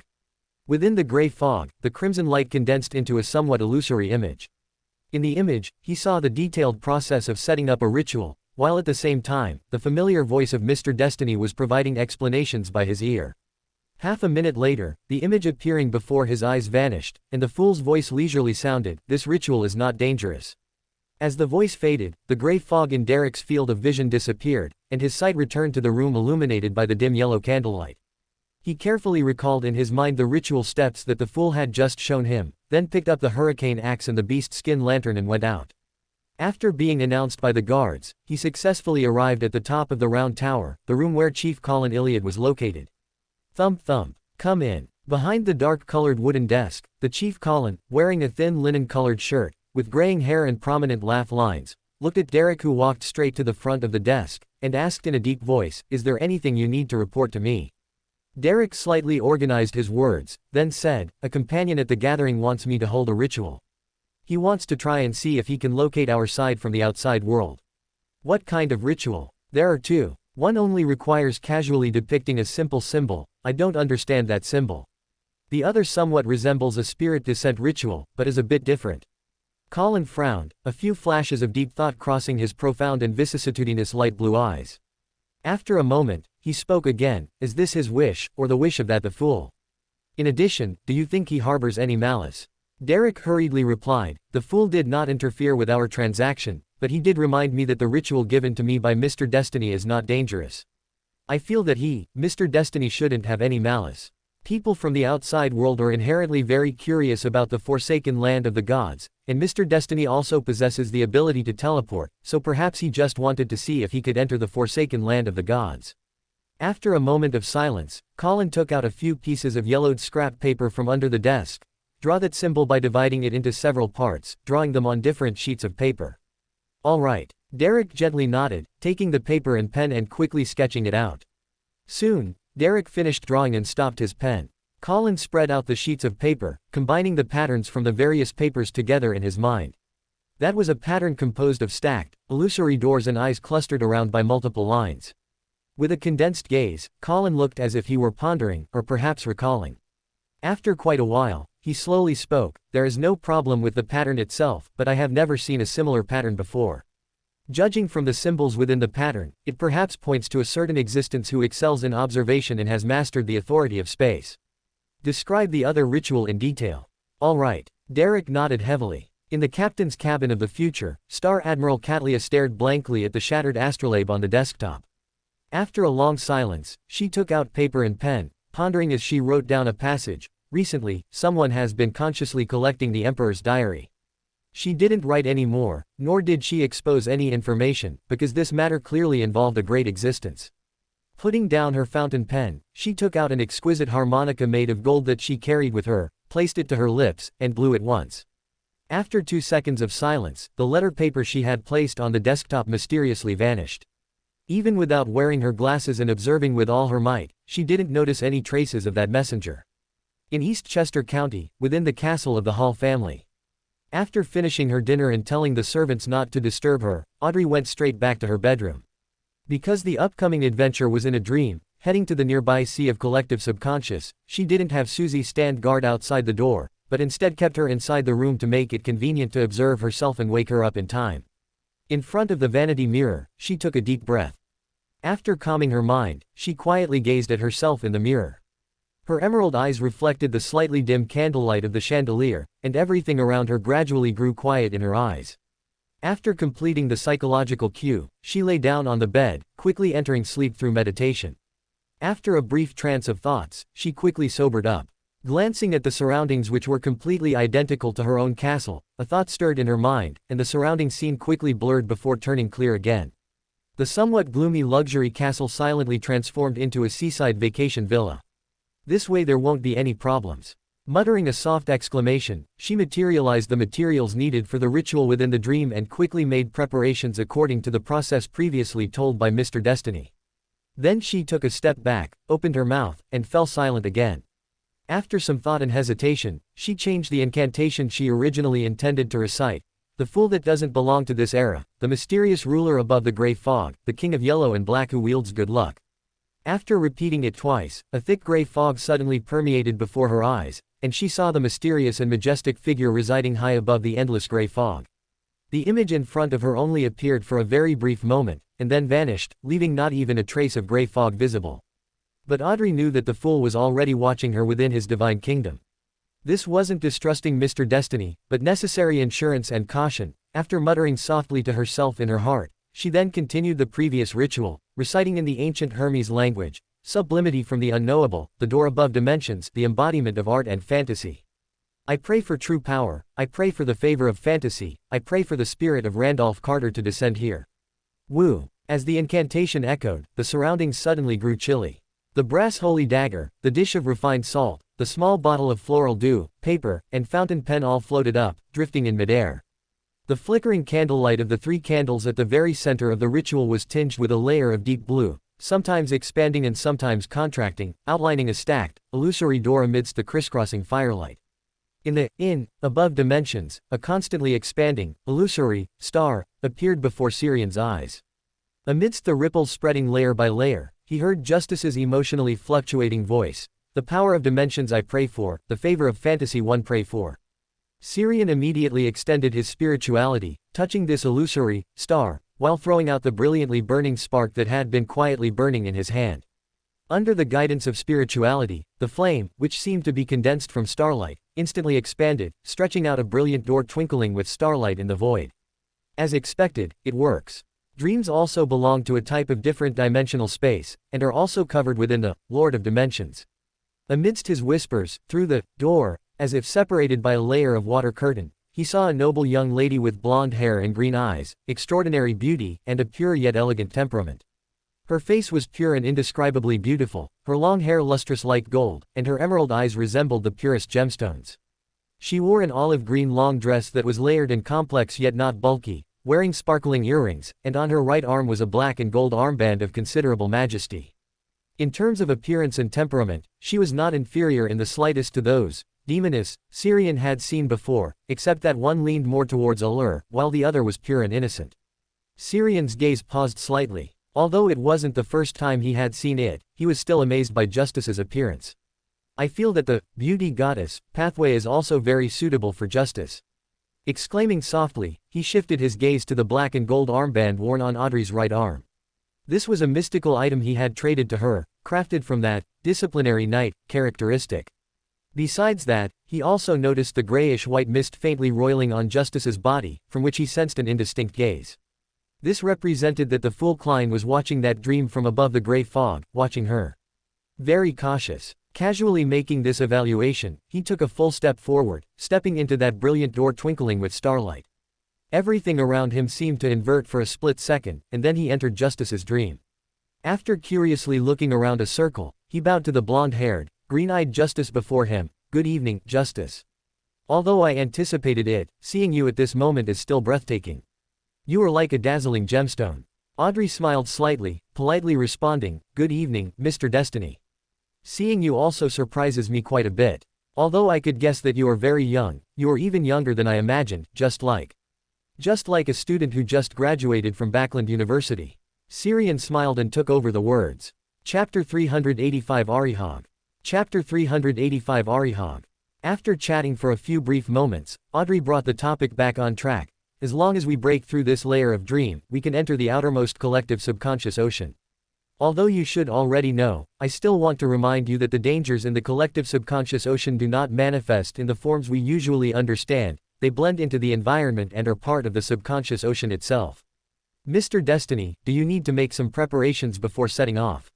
I am already prepared. Syrian nodded calmly, then walked over to the floor-to-ceiling window reflecting the blue sky and ocean, pressing his hand against the transparent glass. Deep blue radiance rippled across his palm, suddenly condensing into a dim blue, intangible, and hazy door. It was embedded in the glass window, resembling a faint water curtain where the deep, dark ocean behind could be vaguely seen. Shall we go? He glanced back at Miss Justice, then stepped across the deep blue door. How truly miraculous, did this directly connect my dream to the nearby collective subconscious ocean? Audrey sighed slightly in wonder, somewhat surprised by the means Mr. Destiny displayed.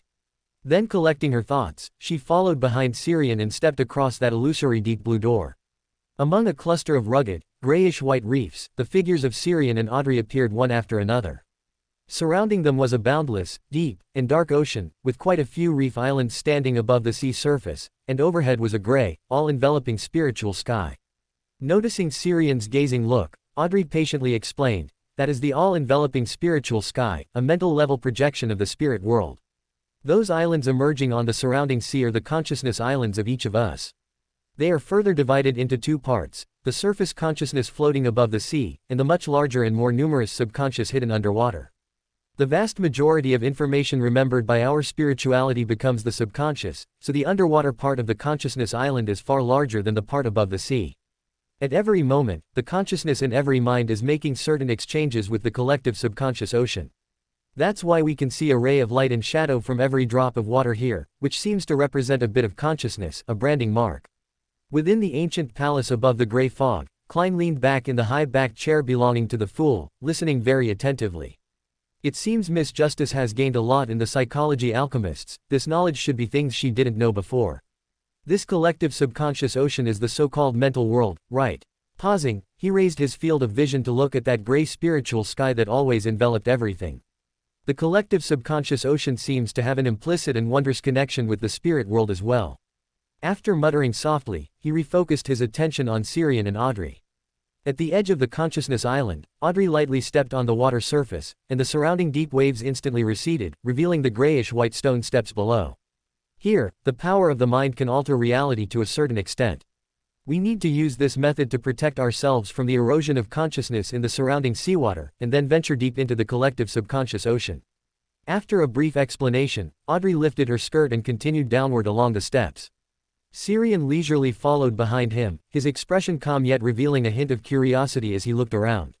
The real collective subconscious ocean had a huge difference from the collective subconscious ocean in the world of Grossel's travels. He felt an infinite profundity and vastness here that he had never felt in the book's world. Walking beside him, Audrey always kept a fraction of her mind on Mr. Destiny, whom she was truly meeting for the first time. However, the emotions read from the other party's face made her somewhat surprised. Mr. Destiny, it seems this is not your first time entering the collective subconscious ocean.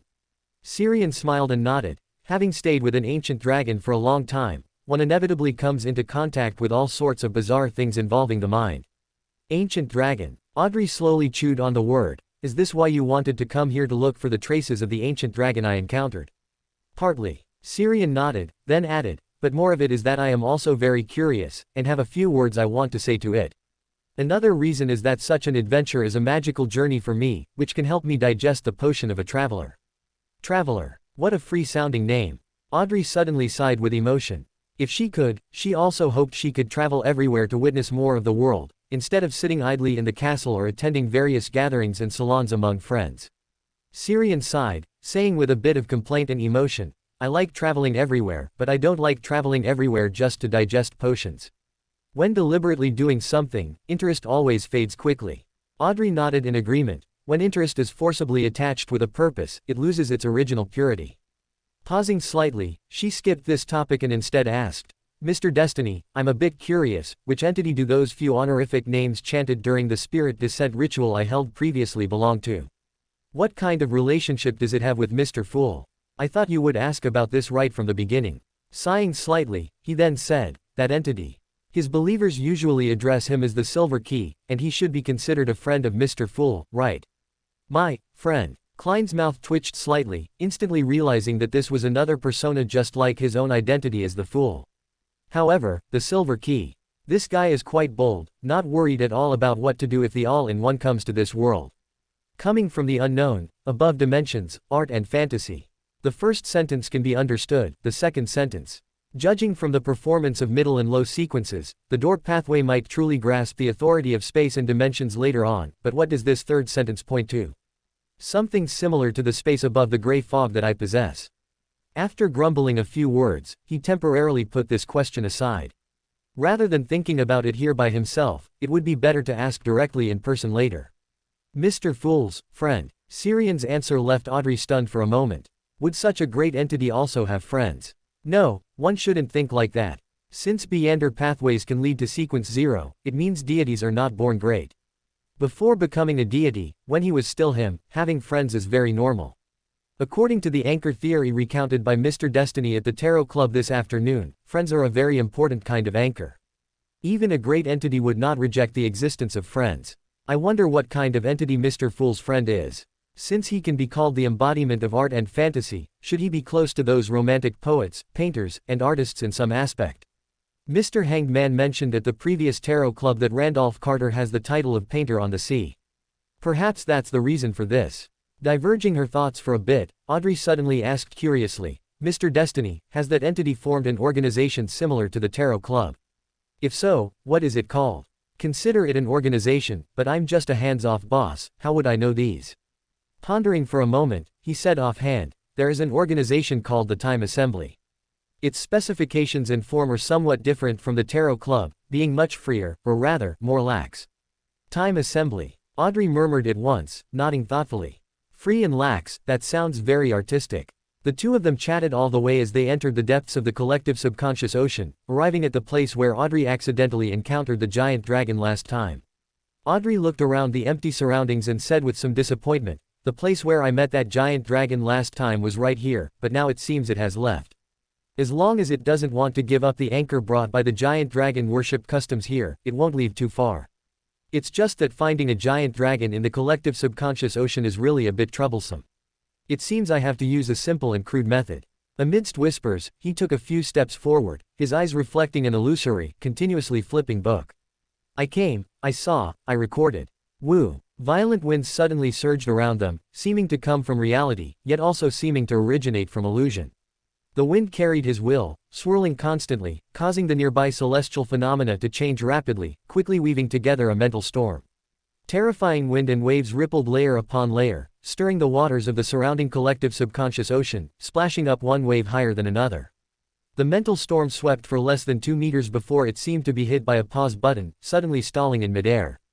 Immediately after, as if a pair of invisible hands brushed past, everything in this collective subconscious ocean quickly returned to normal. Then, thick and towering grayish-white stone pillars appeared out of thin air. Clouds swirled below the pillars, and their tops reached directly to the gray spiritual sky, neatly arranged into a magnificent corridor. At the end of the corridor coiled a slender giant dragon that was grayish-white all over. The giant dragon's body was extremely massive, resembling a small hill, its body covered in huge scales resembling grayish-white stones, its eyes pale golden and vertical, coldly gazing at Syrian. Your way of calling someone out to meet is very impolite. Under the dragon's gaze, a somewhat hoarse, aged voice echoed directly in the depths of Syrian's heart. Syrian pressed a hand to his chest and gave a polite bow. Sorry, I don't know how to search for a mental dragon in the collective subconscious ocean, so I could only use such a crude method. Hey, the dragon let out a heavy snort, then skipped the topic and asked directly, I sensed Edifana's aura on you. Did it send you to find me? Has it reached such a poor state that it can't even manage to come see me personally? No, rather, why hasn't it died yet? Is it, having lived to this day, still it? Did it want you to come to me for help, or to convey its last words?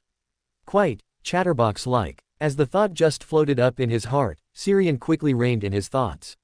Muttering in one's heart in front of an ancient dragon is no different from speaking it out loud. Edifana. Is that the name of the ancient dragon Mr. Destiny knows? Why does it feel like the relationship between the two ancient dragons doesn't seem very good? That Edifana's state sounds not very good either. Audrey also heard that voice directly echoing in her mind, and her thoughts couldn't help but wander. Taking a deep breath and reining in her thoughts, Syrian calmly raised his head and looked into Arihog's pale golden vertical pupils. No, it has nothing to do with Mr. Edifana. I was just a bit curious, so I wanted to come see you. Why do you want to see me? And why are you sure that the one appearing here is me? Although it was an inquiring tone, there was not the slightest emotional fluctuation in Arihog's pale golden vertical pupils. Syrian glanced around and said calmly, someone who needs to utilize giant dragon worship customs to develop anchors must be an ancient dragon. Currently, there are only 3 surviving ancient dragons, and apart from you, I have an understanding of the other 2. He even told you about that one's identity. Arihog's voice this time carried obvious surprise. It seems the matter of Adam getting closer and closer to becoming a deity has also made that dragon known for wisdom begin to grow anxious. Once true gods appear in all 5 of these pathways, the existing fragile balance will inevitably be broken. Among the 7 gods, Storm and Evernight are firm allies, Sun and Steam have always maintained a tacit understanding, and only he lacks a truly reliable ally. But what does this have to do with me? I am merely an old dragon hiding in the mental world and surviving precariously.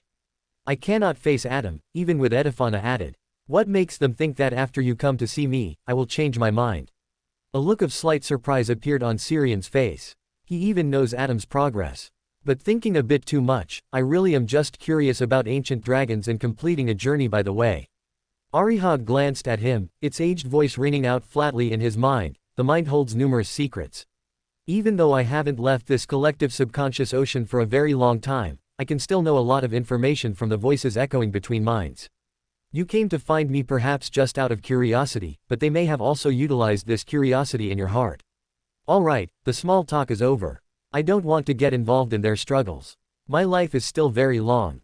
Before the words finished, Arihag had already flapped its wings, stirring up a flurry of airflow around, its figure darting into midair like a shooting arrow.